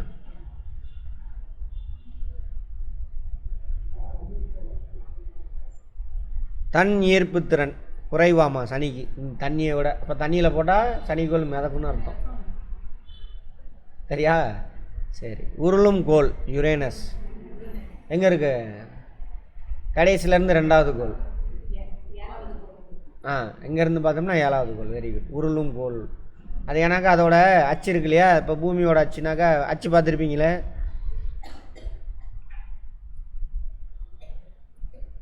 இப்படி இருக்கா? இதுதான் அச்சு. இந்த குச்சி இது எவ்வளோ சார் சாய்வாக இருக்குனாக்கா 23 டிகிரி சாய்வாக இருக்குது. இந்த அச்சுக்கும் இந்த தரைக்கு நடுவில் கோணம் 66 டிகிரி. கேட்பாங்க பூமி தன்னோட அச்சில் எவ்வளோ சாய்வாக இருக்குது அப்படின்னு கேட்பாங்க. எவ்வளோ சாய்வாக இருக்குது? 23 டிகிரி சாய்வாக. 23 டிகிரி. ஓகேவா? சரி. இந்த அச்சு அதுக்கு அது அந்த யுரேனஸ் பார்த்தோம்ல, அது எப்படி இருக்குனாக்கா அதோட அச்சு இப்படி சாய்வாக இருக்குது. அதனால் உருண்டுட்டு போகிற மாதிரி இருக்குது. அதுவும் இல்லாமல் அது மேற்குட்டு கிழக்குலேருந்து மேற்கு தானே சுத்தம். சரியாக தான் பண்ணுறேன். இப்படி சுற்றி உருண்டு போகிற மாதிரியே இருக்கும். கேட்கலாம், யுரேனஸு உருளும் கோள்னு சொல்கிறாங்க. ஏன்? அது தன்னோட அச்சு எப்படி இருக்குது? கீழே படுக்கடியாக படுத்து கிடக்குது. அதான் காரணம். கேட்டிருந்தாங்களா? எதில்? டிஆர்பிலையா? பாருங்கள், போன தடவை கேட்டிருந்தாங்களாம், பார்த்துக்கோங்க. இது வேண்டாம், இதை விட்டுருங்க. யுரேனஸ் பச்சையாக காணப்படும். அதோட வளிமண்டலத்தில் மீத்தேன் கேஸ் இருக்காம. சரியா? துணைக்கோள் அதெல்லாம் வேண்டாம், விட்டுருங்க. மிகவும் குளிர்ச்சியானது நெப்டியூன். ஏன் மிகவும் குளிர்ச்சியாக இருக்குது? சூரியன்லேருந்து ரொம்ப தூரத்தில் இருக்குது. கரெக்டா? அதான். ஏன்னா சூரியன் அடுப்பு, அங்கே தானே வெப்பம் வரணும். இது வேண்டாம், விட்டுருங்க. குறுங்கோள் டர்ஃப் பிளானட் அப்படிம்பாங்க. பேரை மாற்றிட்டானுங்க இங்கிலீஷ். இது வியாழனுக்கு துணைக்கோள்கள் 67 63 சார். 67. பழைய கதை 63லாம். சரியா? 67. ஓகே. அதுக்கப்புறம் நிறைய கண்டுபிடிச்சிட்டாங்க. புது புக்கில் 67 தான் இருக்குது. நெப்டியூனுக்கு அந்த 8 பெரிய கோள் இருக்குல்ல, அதை தள்ளி நெப்டியூன்லாம் இருக்குல்ல, நெப்டியூனு 2-3 பேர் இருக்குது. மேக் ஹவுமியா அதெல்லாம் வந்துட்டு நம்ம நிலாவோட சின்னதாக இருக்குது. சரியா? அதெல்லாம் துணைக்கு இந்த கோள்ன்ட்டானுங்க. Turf planet. இங்கிலீஷ் வார்த்தையை புரிஞ்சுக்கங்க. தமிழில் தப்பாக போடுறாங்க. கூகுள் டிரான்ஸ்லேட்டரை போட்டு தப்பாக போடுறானுங்க. Dwarf planet.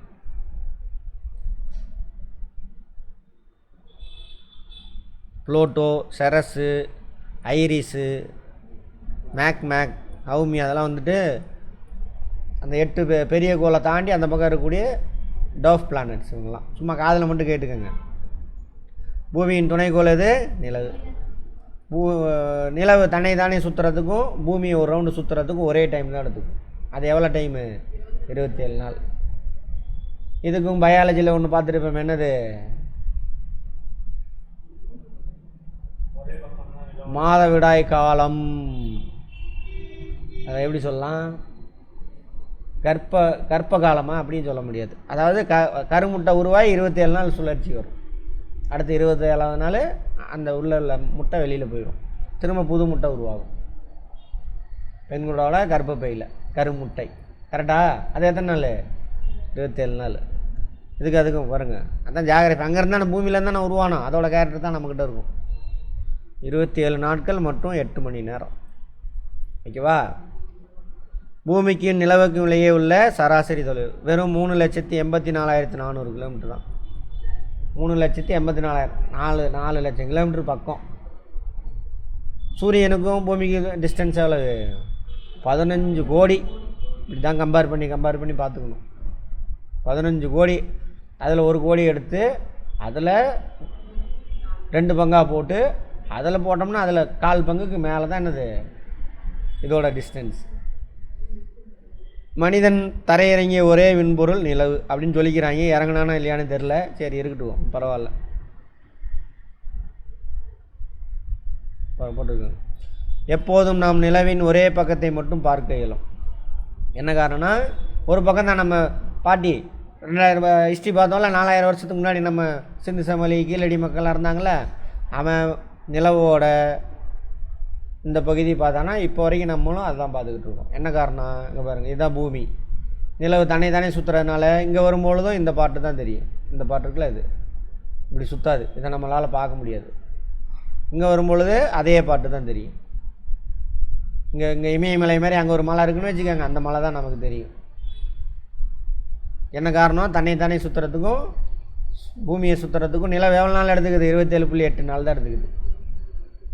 27.8 மணி நேரம். அப்படி வச்சுக்கோங்க. சிறுங்கோள், ரைட்டு, ஓகே. செவ்வாய் வியாழன் கிடையாது, அந்த சிறுங்கோள்னு மாற்றிட்டானுங்க. இது வந்துட்டு அஸ்ட்ராய்டு.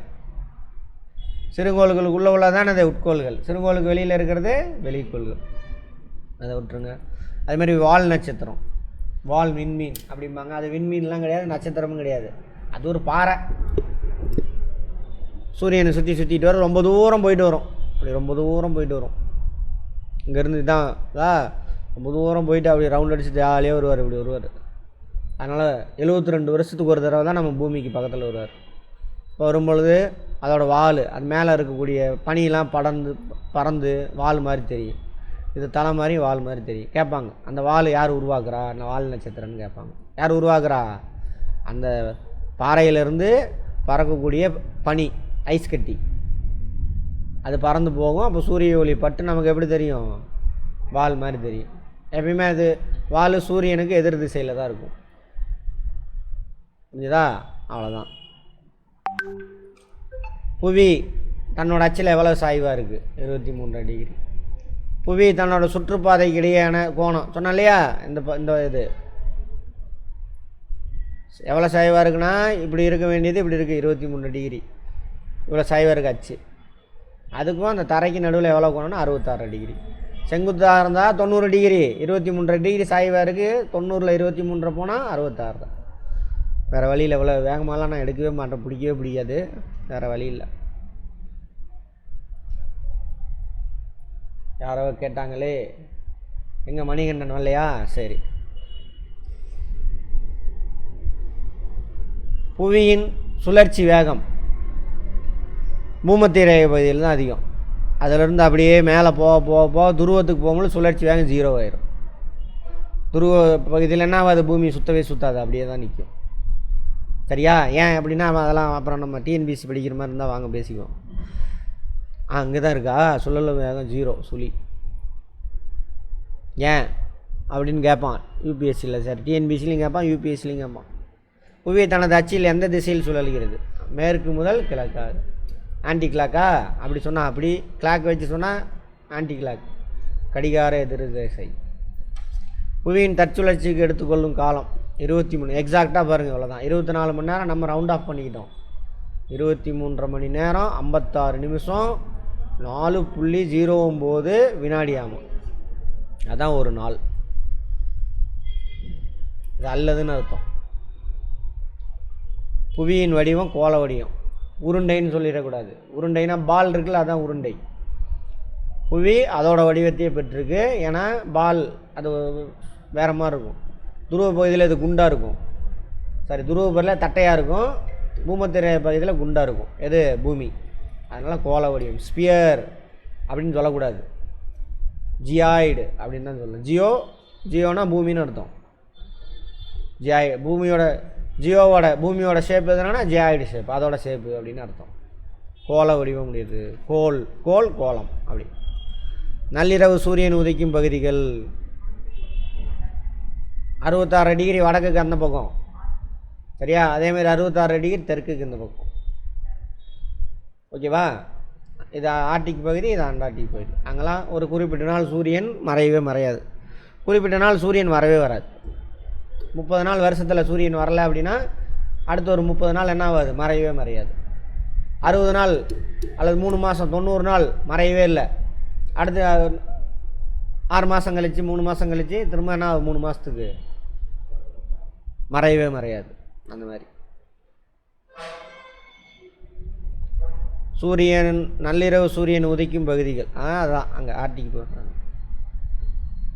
புவியில் பகல் பகுதியும் இரவு பகுதியும் பிரிக்கும் வட்டம். எப்பயுமே பூமி எடுத்துக்கிட்டிங்கன்னா பூமியில் சரி பாதி என்னவாக இருக்கும், பகலாக இருக்கும். இப்போ சூரியன் இங்கே இருக்குன்னா இந்த பாதி எப்பயுமே சரி பாதி பகலாக இருக்கும், இந்த பாதி இரவாக இருக்கும். அப்புறம் ஏன் சார் பகல் இரவு வந்துட்டு போகுது?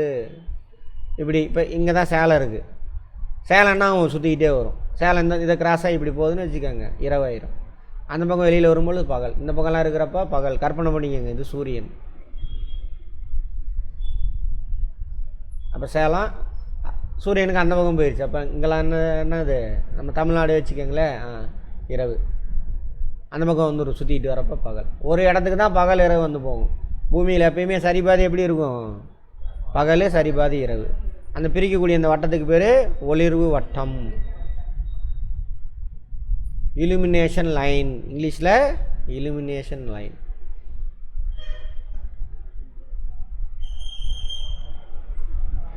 ஒரு 5 நிமிஷம் பிரேக் எடுத்துக்கோங்க. 23 டிகிரி கோணம் சாய்வாக தன் அச்சில் சூரியனை சுற்றி வருவதால் வரணும், ஸ்பெல்லிங் தப்பு. மார்ச் 21 முதல் செப்டம்பர் 23 வரை 6 மாதம் புவியின் வட அரைக்கோளத்தில்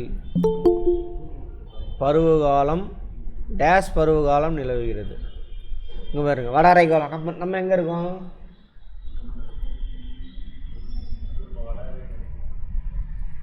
வட அரைக்கோளம். தமிழ்நாடு, இந்தியாலாம் வட அரைக்கோளம். சரியா? மார்ச்லேருந்து செப்டம்பர் எப்படி இருக்குது, வெயில் அதிகமாக இருக்குமா கம்மியாக இருக்குமா? கோடை காலம், அவ்வளோதான். வட அரைக்கோளத்தில் கோடை காலமாக இருக்கும் பொழுது தென்னரை கோளத்தில் குளிர்காலமாக இருக்கும். சரியா? வட அரைக்கோளத்தில் கோடை காலமாக இருக்கும் பொழுது தென்னரை கோளத்தில் குளிர்காலம். என்ன சார் காரணம் அப்படின்னா, இதுதான் காரணம்.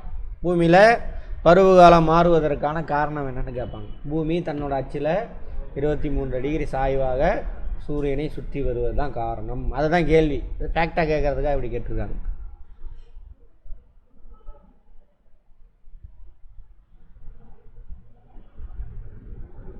சரி, செப்டம்பர் 23லேருந்து மார்ச் 21 வரை வட அரைக்கோளத்தில் என்னவா இருக்கும், செப்டம்பர் இது மார்ச் குளிர்காலம் வட அரைக்கோளத்தில். அதுதான் காரணம்.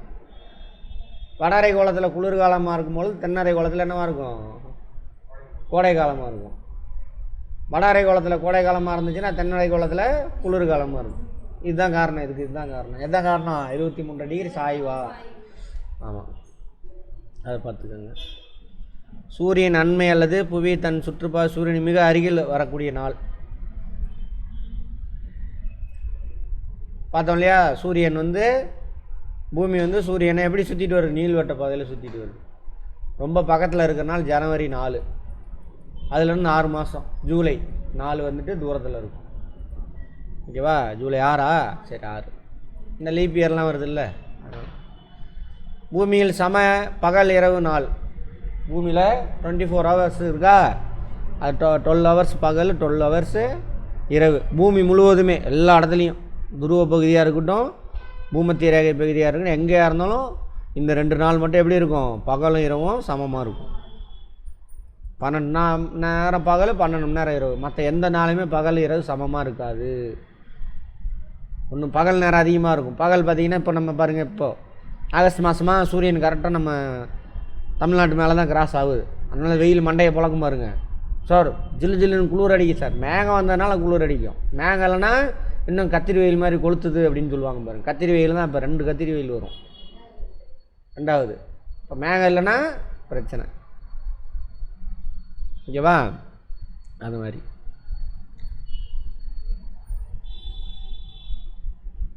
இந்த நாள் சூரிய ஒளி செங்குத்தா கடகரையில் படக்கூடிய நாள் ஜூன் 21. அதே 6 மாதம் கழித்து வட அரைக்கோளத்தில் பகலும் நீண்ட பகலும் குறைந்த இரவு இருக்கிறதுலே அதிக பகல் நாள் வட அரைக்கோளத்தில் என்னைக்கு விடுவாங்கன்னா ஜூன் 21.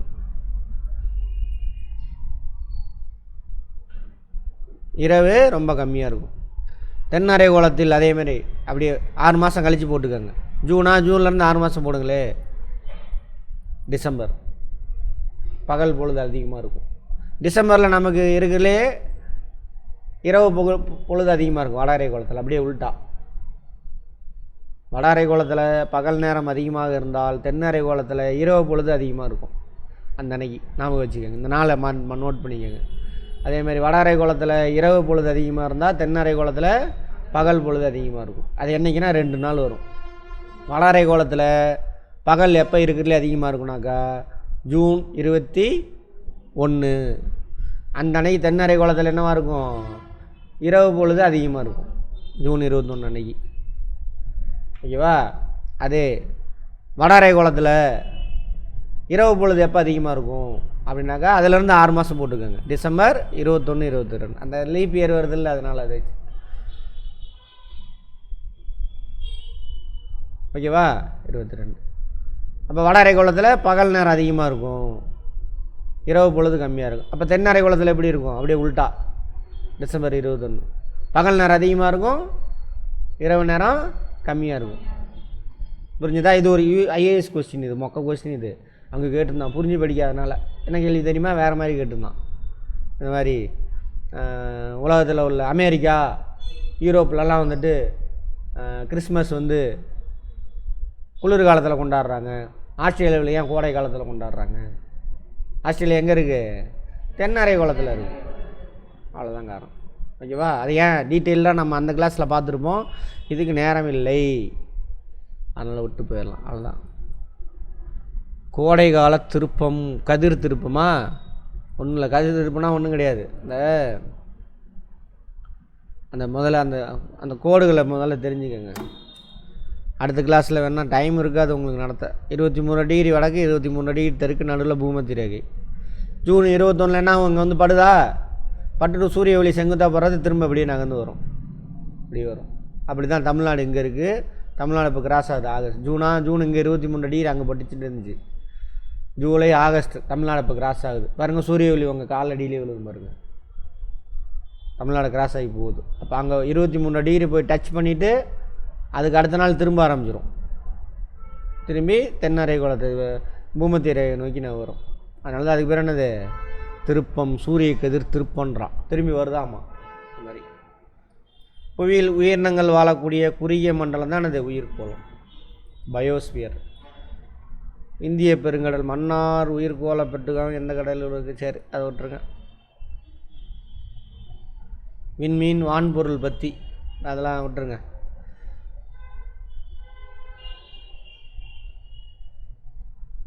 இது முன்னாடி திரும்ப ரிப்பீட் ஆகுது இந்த கொஸ்டின். எத்தனை பக்கம் அது மாதிரி ஆகுது? நீலா அதெல்லாம் பார்த்தாச்சு. எல்லா மெட்டீரியலும் அப்படி தான் ஆகுதா? இதுலேருந்து பார்க்கணுமா? இது வேண்டாம். அங்கே உங்களுக்கு சிலபஸில் என்ன கிடையாது, ஸ்பெசிஃபிக்காக கண்டம்லாம் கொடுக்கல, அதனால் விட்டுறலாம். சிலபஸில் இருக்க ஷார்ட் பீரியட் என்னோடய அனுமானம் அந்த சிலபஸில் உள்ளதுலேருந்து வரும் அப்படிங்கிறதுனால நான் விட்டுறேன். ஏன்னா நமக்கு டைம் வேணால் ஜியாகிரஃபி ஆகப்பட்டது இருக்கும், அதனால் விட்டா. அதெல்லாம் விட்டு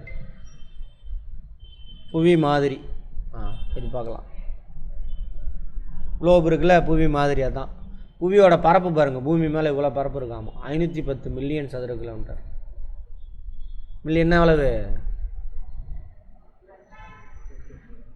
மில்லியன் 10 லட்சம். கோடியாக மாற்றோன்னா என்ன பண்ணணும், ஒரு புள்ளி தள்ளி வைங்க, ஒரு புள்ளி தள்ளி வச்சுருக்கு. அப்போ எவ்வளவு? 51 கோடி சதுர கிலோமீட்டர். ஆமாம், 51 கோடி சதுர கிலோமீட்டர். ஒரு சதுர கிலோமீட்டர்னால் என்ன அர்த்தம், ஒரு சதுரம் அப்படின்னாக்கா 4 பக்கமும் ஒரே பக்கம் கொண்ட இதுதான் சதுரம். அங்கே என்ன போட்டிருக்கான், சதுர கிலோமீட்டர். அப்போ ஒரு பக்கம் எவ்வளோ இருக்குது, 1 கிலோமீட்டர் இருக்குது. வார்த்தையில் தான் அர்த்தம், மனப்பாடமே பண்ணக்கூடாது. 1 கிலோமீட்ரு ஜாமெண்ட்ரி கொஷின் வரும் பார்த்துக்கோங்க. 1 கிலோமீட்ரு மேக்ஸிஸ் சொன்னீங்களா, அதையும் சேர்த்து எடுக்கிறேன், அப்படியே புரிஞ்சிக்க ட்ரை பண்ணுங்கள். வராது, எனக்கு வராது சார்னு நினச்சின்னா வராது. குழந்தைத்தனமாக உட்காந்து கவனிங்க. ஆமாம், ஞாபகம் வரும். புவியோட வடிவம், கோள வடிவம், அதெல்லாம் கதை உள்டா. இவெல்லாம் இருந்தாலும் இல்லையானே தெரில, அறியப்பட்டாலாம் ஒன்றுங்களாம் விடான்னு சுட்டுக்கிறானுங்க. புவி மாதிரியை வரைஞ்சவர் கிரேக்கர்களாமா, கிபி 150. அதெல்லாம் அவ்வளோ முக்கியம் இல்லை, விட்டுருங்க. புவி மேலே வரையக்கூடிய படுகடையான கோடு இருக்குல்ல, அதுக்கு பேர் தான் அச்சக்கோடு. படுகொடையாக வரைஞ்சிருப்பாங்களே, அந்த படுகடையாக வளைஞ்ச அந்த கோடு இருக்குல்ல, அச்சக்கோடு, அதை மட்டும் வச்சு நம்ம என்ன கண்டுபிடிக்கலாம்னா கிளைமேட் கண்டுபிடிக்க முடியும். புரியுதா? இப்போ பாருங்கள், முக்கியமானது நோட் பண்ணிக்கங்க.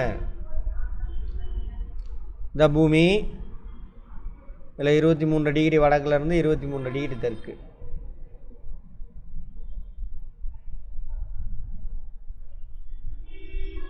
இது பூமத்திய ரேகை. இதுக்கு இடைப்பட்ட பகுதி தான் என்னென்னா வெப்பமண்டலம்பாங்க.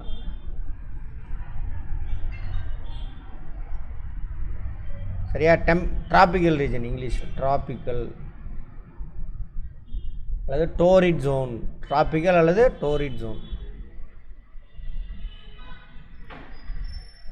கேட்கலாம்.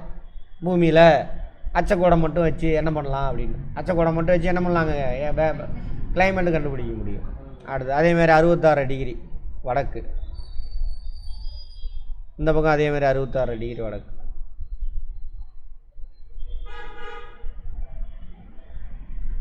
இதுக்கு பேர் அண்டார்டிகா இருக்குல்ல, அதனால் அண்டார்டிக் வட்டம். இதுக்கு பேர் ஆர்டிக் வட்டம். ஆர்டிக் பெருங்கடல் எங்கே இருக்குன்னா ஆர்டிக் வட்டம். ஓகேவா? அதேமாதிரி 23 டிகிரி தெற்கு இருக்குல்ல, அதுக்கு பேர் மகர ரேகை, டிராபிக் ஆஃப் கேப்ரிகான் இங்கிலீஷில். 23 டிகிரி வடக்கு இருக்குல்ல, அது வந்து கடக ரேகை, டிராபிக் ஆஃப் கேன்சர், கடக ரேகை. புக்கை வச்சு பாருங்கள் வேகமாக. தேவை முக்கியமானது மட்டும் தான் நான் கொஞ்சம் நிறுத்தி சொல்லிட்டு வரேன். சரி, இதுக்குள்ளே உள்ளது வெப்பமண்டலம். அதுமாதிரி 23 66 இருக்குல்ல வடஅரை கோளத்தில், அதேமாதிரி தென்னரை கோளத்தில் 23 டிகிரிலேருந்து 66, இது ரெண்டு வந்து மிதவெப்ப மண்டலம். வெப்பமண்டலத்தை ஒட்டி இருக்குது மிதவெப்ப மண்டலம். அடுத்து அங்கே இருக்குல்ல ஆர்டிக் ரீஜன் 66 டிகிரிக்கு மேலே, அதேமாதிரி 66 டிகிரி, இது குளிர் மண்டலம். கேட்பாங்க எந்த அச்சக்கோட்டுக்குள்ளே வெப்பமண்டலம் மிதவெப்ப மண்டலம் கான்செப்டாக கேட்டாங்கன்னாக்கா எல்லாம் பேரை கேட்டுருவான். 23 டிகிரி தெற்குக்கு பேர் என்னன்னு கேட்பான் மொக்கையா. சரியா? ஸ்கூல் பசங்களுக்கு மாதிரி கான்செப்டு தான் முக்கியம். அந்த ஃபேக்டை மனப்பாடம் பண்ணி என்ன பண்ணுறது, அது எங்கேயாவது உதவும். சரி, அந்த மாதிரி கேட்பாங்க, நோட் பண்ணிக்க. அதேமாதிரி செங்குத்தாக வரைகிறாங்களே, அதுக்கு பேர் என்னது, தீர்க்க கோடு. அச்சக்கோட்டுக்கு பேர் இங்கிலீஷில் லேட்டிடியூட், தீர்க்க கோட்டுக்கு பேர் லாங்கிடியூட். தீர்க்க கோட்டை மட்டும் வச்சு நம்ம நேரத்தை கால்குலேட் பண்ணலாம். தீர்க்க கோட்டை வச்சு நம்ம என்ன பண்ணலாம், நேரத்தை கால்குலேட் பண்ணலாம். அங்கே பாருங்கள், ஒரே நிமிஷம் இருங்க. லேட்டிடியூட் லாங்கிடியூட், சூரிய ஒளி கிழக்குலேருந்து மேற்கு நோக்கி வருது. அப்போ சூரியன் முதல்ல எங்கே உதிக்கும், இந்த பகுதியில். சூரியன் முதலில் உதிக்கும் நாடு எதுன்னு கேட்டால் தான் சொல்லுவாங்க ஜப்பான்னு சொல்லுவீங்க. ஜப்பான் இங்கே இருக்குது, அதுக்கு முன்னாடி நியூசிலாந்து இருக்குது, இவன் தான். சரியா? சரி, இங்கே இப்படி தான் வரும். இப்போ பாருங்கள், இப்போ இங்கே இந்தியா இருக்கா, இந்தியாவுக்கு இந்த பக்கம் இருக்குல்ல அரேபியா, அந்த துபாய் குறுக்கு சந்தெல்லாம் இருக்குல்ல, சவுதி அரேபியா துபாய் குறுக்கு சந்தை. துபாய் தான் நமக்கு பிடிச்ச ஊரில் அங்கே இருக்குது. யாருக்கு நேரம் முன்னாடி இருக்கும்? இப்போ நம்ம ஊரில் 3:30, அங்கே என்னவா இருக்கும் 5 மணி நேரமா? நான் அதெல்லாம் கேட்கல, நம்மளோட அது இங்கே 3:30 அங்கே 5 மணி இருக்குமா? ஏமா சூரிய ஒளி இங்கே இருந்தாமல் இப்படி ட்ராவல் ஆகுது. இப்போ 4:30 அப்படின்னா அங்கே என்னவா இருக்கும், டைம் கம்மியாக இருக்கும். கற்பனை பண்ணுங்கள், கொஸ்டினை மனப்பாடம் பண்ணாதீங்க. சூரிய ஒளி இங்கே இருந்தால் இப்படி போகுது, நமக்கே இப்போ தான் நான் 3:30 மணி 4:30 மணி, அங்கே எப்படி 5 மணி இருக்கும்? அதை விட்டுருங்க, எக்ஸாக்டெல்லாம் உங்களை நான் கேட்கல. நம்மளோட அங்கே டைம் எப்படி இருக்கும், கம்மியாக இருக்கும். அதே சிங்கப்பூர் இங்கே இருக்குது, சிங்கப்பூர் நமக்கு முன்னாடி இருக்கும் டைம். அப்போ டைம் கால்குலேட் பண்ண சொல்கிறான்னு வச்சுக்கோங்க. ஒரு இடத்துல இருந்து இந்த பக்கம் போனால் டைமை குறைக்கணும், ஒரு இடத்துல அந்த பக்கம் போனால் என்ன பண்ணணும், டைம் இங்கே இருக்கிறதோட டைம் அதிகரிச்சுக்கணும். புரியுதா? ஒரு இடத்துல இருந்து மேற்கு நோக்கி போனீங்கன்னா டைமை குறைக்கணும், ஒரு இடத்துல இருந்து கிழக்கு நோக்கி போனால் டைம் என்ன பண்ணணும், அதிகரிக்கணும், ஆட் பண்ணிக்கணும். இப்போ இங்கே 4:30, இந்த பக்கம் போனால் 5:30 6:00 இருக்கும். அது 5:30 6:00 எப்படி நம்ம கண்டுபிடிக்கிறதுங்கிறத நான் அடுத்த கிளாஸில் சொல்கிறேன். சரியா? இப்போ பாருங்கள், இதுதான் வந்து பிரைம் மெரிடியன். 0 டிகிரி தீர்க்கம், லாங்கிடியூடு 0 டிகிரி தீர்க்கம் லாங்கிடியூடு. ஓகேவா? இதுக்கு இந்த பக்கம் இருக்கிறதெல்லாம் கிழக்கு அரைக்கோளம், இதுக்கு இந்த பக்கம் இருக்கிறதெல்லாம் மேற்கு அரைக்கோளம். வெஸ்டர்ன் ஹெமிஸ்பியர், இது ஈஸ்டர்ன் ஹெமிஸ்பியர் இங்கிலீஷில். இந்த இந்த செங்குத்தாக இருக்கக்கூடிய இந்த கோட்டுக்கு பேர் என்னது? லாங்கிடியூடு. லாங்கிடியூடை மட்டும் வச்சு என்ன கண்டுபிடிக்கலாம்? டைம் கண்டுபிடிக்கலாம். லேட்டிடியூடை மட்டும் வச்சு என்ன கண்டுபிடிக்கலாம்? கிளைமேட்டு மட்டும். ரெண்டையும் வச்சு நம்ம என்ன கண்டுபிடிக்கலாம்னு ஒரு இடத்த லொக்கேட் பண்ணலாம். இப்போ ஜிபிஎஸ்சில் காட்டுதா? நம்ம இங்கே நிற்கிறோம், உங்களுக்கு ஜிபிஎஸ் காட்டுதில்ல மொபைலில், அது இந்த லேட்டிடியூட் லாங்கிடியூடை வச்சு தான் உங்களை வந்து அந்த சேட்டலைட்டு கவர் பண்ணி இந்த லேட்டிடியூட் லாங்கிடியூடில் இருக்குன்னு சொல்லுது. கேட்கலாம், லேட்டிடியூடை மட்டும் வச்சு என்ன பண்ணலாம், லாங்கிடியூடை மட்டும் வச்சு என்ன கண்டுபிடிக்கலாம், ரெண்டையும் வச்சு என்ன கண்டுபிடிக்கலாம் அப்படின்னு. புரிஞ்சுதா? சரி, அடுத்தது இது வந்து கிழக்கு அரைக்கோளம், இது மேற்கு அரைக்கோளம். Eastern hemisphere, western hemisphere. இந்த கோடு இருக்குல்ல, இந்த கோடு இது 1 டிகிரி கிழக்கு, 2 டிகிரி கிழக்கு, 3 டிகிரி கிழக்கு, 4 டிகிரி கிழக்கு, 5 டிகிரி கிழக்கு, அப்படியே போயிட்டே இருக்கும். அது மாதிரி 180 கோடு இருக்குது இந்த பக்கம். 180வது கோடு வந்து காமன், இங்கே போட்டிருக்கு பாருங்கள் 180 இருக்கா. அதேமாரி 1 டிகிரி மேற்கு, 2 டிகிரி மேற்கு அப்படின்னு போகும். 180 டிகிரி மேற்கு. இந்த பக்கம் 179 கோடு, இந்த பக்கம் 179 கோடு, 0 கோடு 1. 180வது காமன்.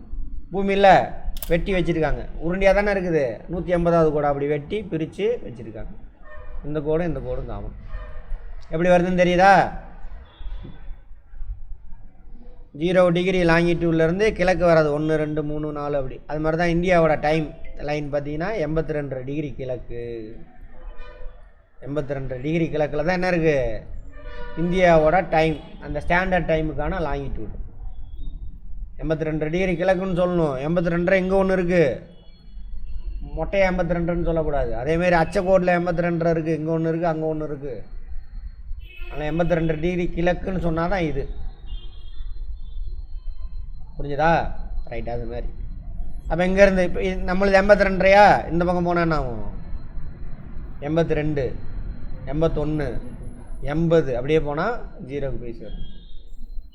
அவன் அழகாக போட்டிருக்கான் பாருங்கள், டேட் லைன் மாதிரி தான். டேட் லைன் இந்த பக்கம் போக போக இன்க்ரீஸ் ஆகிட்டே போகும். இப்படி வர வர லெஃப்ட் சைடு வர வர குறைஞ்சிட்டே வரும். டேட் லைன்ற அந்த நம்பர் லைன் மாதிரி அப்படி ஞாபகம் வச்சுக்கோங்க. நமக்கு இந்த பக்கம் போனால் என்ன ஆகணும்? நம்பரு இன்க்ரீஸ் ஆகிட்டே போகும். ஓகேவா? சூரிய ஒளி இன்னொன்று சொல்கிறேன், இந்த கோட்டை சூரிய ஒளி. இப்போ சூரியன் இப்படி தானே வர மாதிரி அர்த்தம். சூரிய ஒளி எத்தனை கோடு கிராஸ் பண்ணும் அப்படின்னா 1 மணி நேரத்தில் 15 கோடு கிராஸ் பண்ணும். இப்போது 30 டிகிரி கிழக்கில் இருக்குன்னு வச்சுக்கோங்க, 60 டிகிரி கிழக்கு, சரி 45 டிகிரி கிழக்கு. இங்கேருந்து இங்கே ட்ராவல் ஆகி சூரியன் போகிறதுக்கு எவ்வளவு? 1 ஹவர் ஆயிரும். புரியுதா? அதே மாதிரி 60 டிகிரி கிழக்கு இருக்குது, 60 டிகிரி. தப்பாக சொல்லிட்டேனா? தப்பாக சொல்லிட்டேன். தப்பு.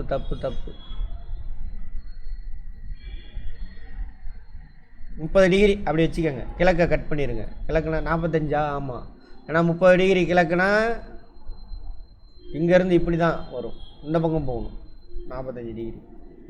இப்போ இப்படி வச்சுக்கோங்க, 30 டிகிரி தீர்க்க கோட்டிலேருந்து 45 டிகிரி தீர்க்க கோடு போகிறதுக்கு எவ்வளோ நேரம் ஆகும்? 1 ஹவர் எடுத்துக்கும். ஓகேவா? அப்படி அதெல்லாம் இப்படியும் வச்சுக்கலாம். 30 டிகிரியிலேருந்து 45 டிகிரி டிஃப்ரென்ஸ் எவ்வளோ இருக்கணும்? 1 ஹவர். பட் இந்த பக்கமாக இருந்தால் 1 ஹவரை கூட்டிக்கணும், அந்த பக்கமாக இருந்தால் 1 ஹவர் என்ன பண்ணணும்? கழிச்சிக்கணும்.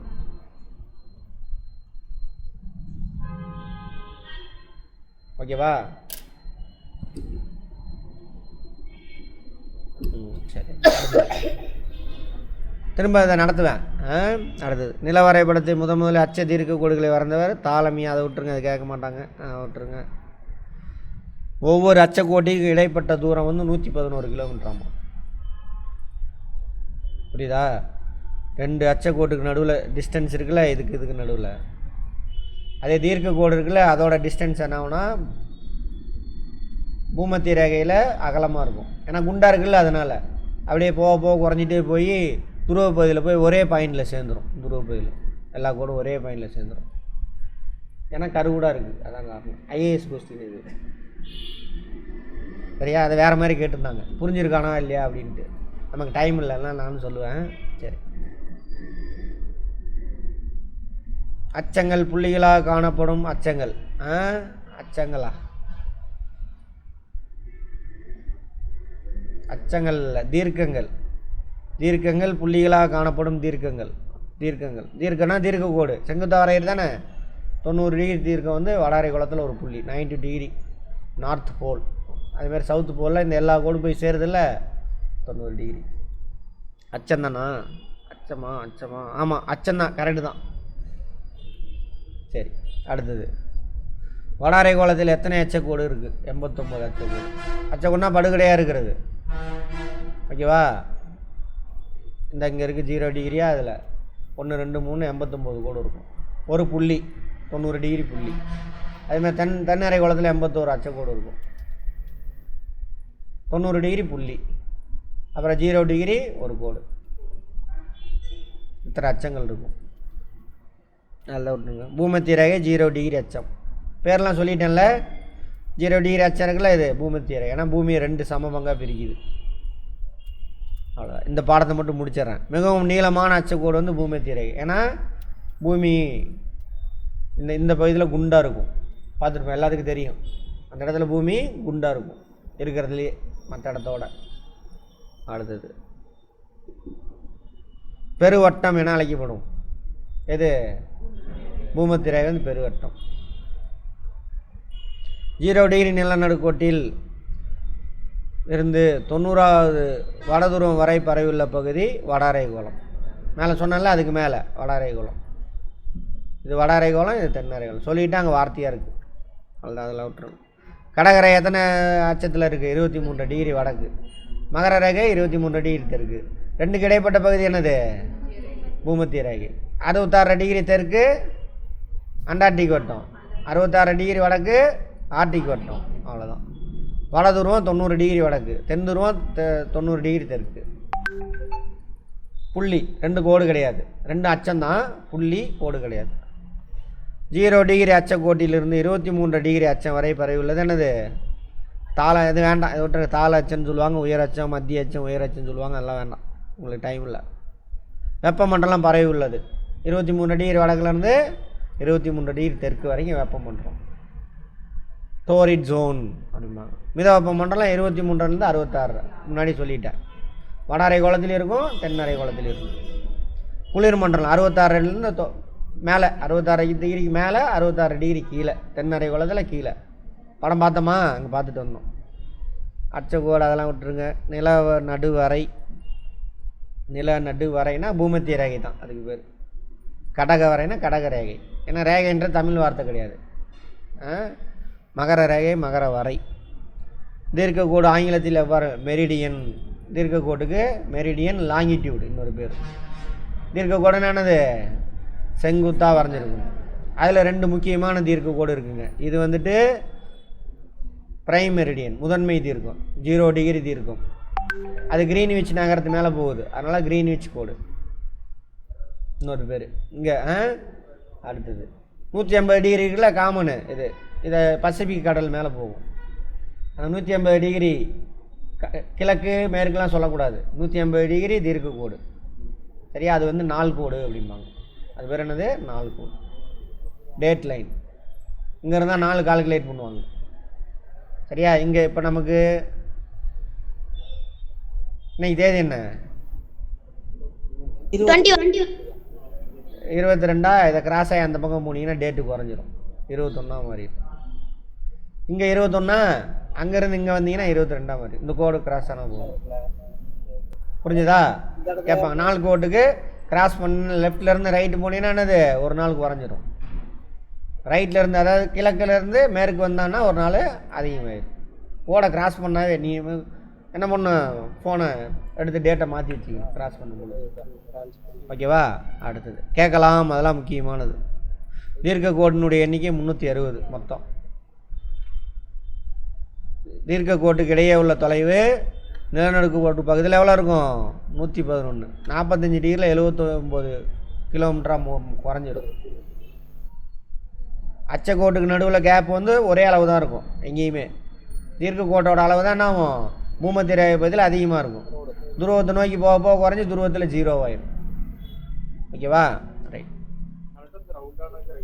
நாள் கோடு 180 டிகிரி. 0 தீர்க்க முதல் இதுக்கு சரி, அதெல்லாம் சொல்லிட்டேன், இதெல்லாம் வேணாம் விட்டுருங்க.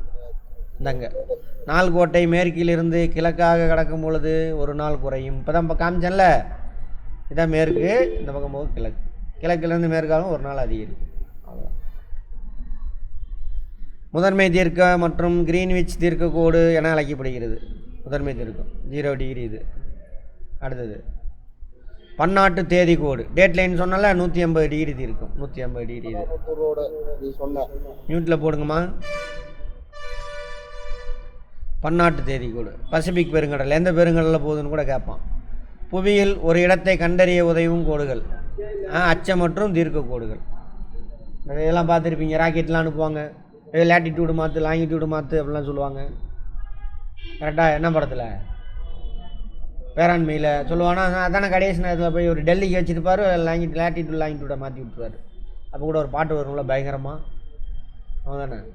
அதேமாதிரி தான் படம் பேராண்மை. சார் பேராண்மையில் வராது, அஜித் படத்தில் விவேகமா, விவேகத்தில் வரும். ஓகே, பேராண்மையில் பாட்டு வருமா? நான் பாட்டை தான் சொல்கிறேன், அதை விட்டுருங்க.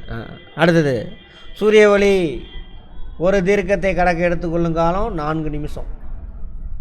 1 மணி நேரத்தில் எவ்வளோ எடுத்துக்கும்? 15 கோட்டை கிராஸ் பண்ணும் சூரிய ஒளி. ஏஎம்னா ஆன்டி மெரிடியன். எது வரைக்கும் ஏஎம்?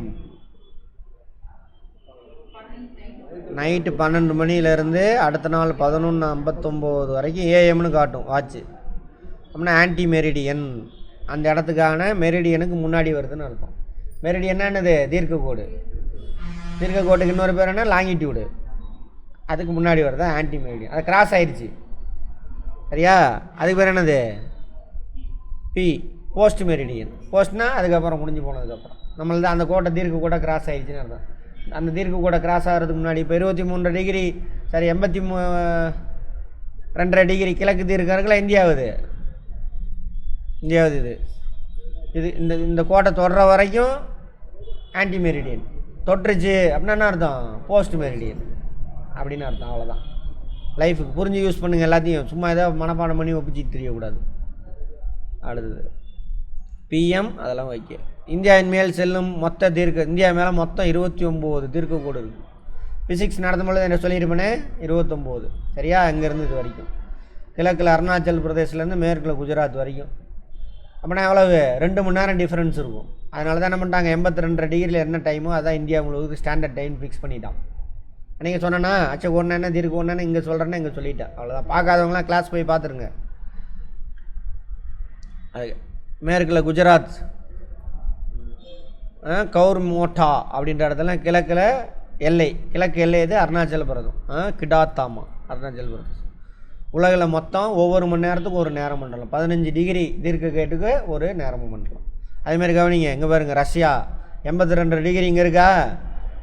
இந்த கோட்டில் யார்? இந்தியா இருக்காங்க, அப்புறம் சைனா இருக்கிறான், அப்புறம் ரஷ்யா இருக்கிறான், அப்புறம் தான் 2-3 நாடு வரும். அவங்க எல்லாத்துக்கும் நம்ம ஊரில் என்ன டைமோ அந்த டைம் தான். நம்ம ஊரில் என்ன டைமோ அதே டைம் தான் ரஷ்யாவில் இந்த இடத்துல இருக்கும். உலகத்தில் அதிகமான நேர மண்டலம்னா ரஷ்யா தான். ஏன்னா அங்கே பாருங்கள் எவ்வளோ படர்ந்துருக்கான். கேட்கலாம், அதிக நேர மண்டலம் கொண்ட நாடு எதுன்னு கேட்பான். எது? ரஷ்யா. ஏன்னா அதிக தீர்க்க கோடுகள் ரஷ்யா மேலே போகுது. சரியா? எல்லாமே 7 நேர மண்டலம் ரஷ்யாவுக்கு. ஐஎஸ்ட்னா இந்தியன் ஸ்டாண்டர்ட் டைம். அப்படின்னா என்ன சார்? அப்படின்னா ஜிஎம்டி, கிரீன்விச் மீன் டைமில் என்ன டைமோ இங்கே சொன்னாலே கிரீன்விச் மேலே போகக்கூடிய கோடு, அங்கே என்ன டைமோ அதிலேருந்து 5.5 மணி நேரத்துக்கு கூட்டிக்கணும். அப்போ நம்ம ஊர் டைமை கொடுத்துட்டு கிரீன்விச்சில் என்ன டைம்னு கேட்டால் என்ன பண்ணணும்? 5.5 மணி நேரத்தை மைனஸ் பண்ணணும். நம்ம ஊரில் என்னவோ அதிலேருந்து மைனஸ் பண்ணணும். அவ்வளோதான். ஓகேவா? லெஃப்ட் ரைட்லேருந்து லெஃப்ட் போனால் மைனஸ் பண்ணணும், லெஃப்ட்லேருந்து ரைட்டு போனால் ப்ளஸ் பண்ணணும். ஓகேவா? 1 மணி நேரம் எவ்வளோ கோட்டுக்கு 1 மணி நேரம் ப்ளஸ் பண்ணணும் அல்லது மைனஸ் பண்ணணும்? 15 கோட்டுக்கு. இங்கேருந்து லெஃப்ட்டில் போனால் மைனஸ் பண்ணணும் 15 கோட்டுக்கு. சரியா? இங்கேருந்து இங்கே போனால் மியூட் போடுங்க சார். இங்கேருந்து ரைட்டில் போனால் ப்ளஸ் பண்ணணும். அவ்வளோதான். இதோட இருக்கட்டும், நாளை பார்ப்போம். வேறு ஏதாவது டவுட் இருக்கா? கவனிங்க, சும்மாவது காதில் கேட்டுட்டு வாங்க தயவு செஞ்சு. நான் புக்கு ஃபுல்லாகவே கவர் பண்ணிடுறேன். அதில் இருந்தால் எங்கேயாவது ஒன்று எங்கேருந்து எடுத்துருவாங்க. ஆமாம், வந்துடும், கொஷின் வந்துடும். சும்மா காதில் கேட்டது ஆன்சர் போட்டலாம். ஒரு தடவை பார்த்துக்கோங்க, ரிவிஷன் பண்ணிக்கோங்க. 5 நாளில் முடிச்சிடுவேன் எல்லா ஜிகேவும். கோஆபரேட்டிவ்க்கு மேக்ஸுக்கு இதுக்கு தான் டைம் ஸ்பெண்ட் பண்ண போகிறோம். மிச்சம் இருக்கக்கூடிய டைம்லாம். அதேமாதிரி மண்டேலேருந்து காலையில் 6:30க்கு கிளாஸு அப்படின்னாக்கா கரெக்டாக 6:20க்கு நான் வந்து லிங்க்கு போடுவேன். அதுலேருந்து 6:30 வரைக்கும் வந்தீங்க அப்படின்னாக்கா உள்ள கிளாஸுக்கு வரலாம். இல்லைன்னா வீடியோ கிளாஸ் ரெக்கார்டர் தான் பார்த்துக்கணும். ஓகேவா? அதுக்கு மேலே நான் இங்கே மியூட்டில் போட்டுட்டு என்ன பண்ணிடுவேன், கிளாஸ் மட்டும் எடுக்க ஆரம்பிச்சிடுவேன். நீங்கள் ஜாயின் பண்ணாலும் எனக்கு தெரியாது. சரியா? ரைட். ஆன்லைன் கிளாஸ் வரவங்க அந்த டைமுக்கு வந்துடுங்க. அப்போ தான் நம்ம எஃபெக்டிவாக அந்த 2 ஹவர்ஸ் கொண்டு போக முடியும். Short period. மற்ற டூரேஷன் அதிகமாக இருந்தால் கூட பரவாயில்ல, முன்ன எடுத்துக்கலாம். இது ஷார்ட் பீரியடு, எஃபெக்டிவாக எல்லா இதுவும் கவர் பண்ணணும். எல்லா கொஸ்டினும் நீங்கள் நடத்தினிருந்து வந்துச்சு சார் அப்படின்னு சொல்லணும். அந்தளவுக்கு நான் எடுத்துடுவேன். நீங்கள் ஒழுங்காக வாட்ச் பண்ணுங்கள். வேறு வீடியோ பார்க்காதீங்க தயவு செஞ்சு. கிளாஸ் பார்க்காதீங்க. பார்த்தீங்கன்னா உங்கள் டைமில் வேஸ்ட் பண்ணுறீங்கன்னு அர்த்தம். பயமாக இருந்துச்சுன்னா பழைய வீடியோவை போய் எடுத்து பாருங்கள். அதை பாருங்கள். எப்போனா நம்ம கிளாஸு, நம்ம வீடியோ, அப்புறம் டெஸ்ட்டு வந்துடும் திங்கக்கிழமையிலேருந்து. அதெல்லாம் எழுதுனது போக மிச்ச டைம் இருந்தால் வேறு இது போய் படிங்க. இதை முடிக்காமல் படிச்சிங்கன்னா நான் பொறுப்பு கிடையாது. அப்புறம் வந்து ஐயோ அப்பா சார், ஐயோ நீங்கள் சொன்னதை கேட்கலன்னா நான் பொறுப்பு இல்லை. சரியா? ரைட். பார்க்கலாம்.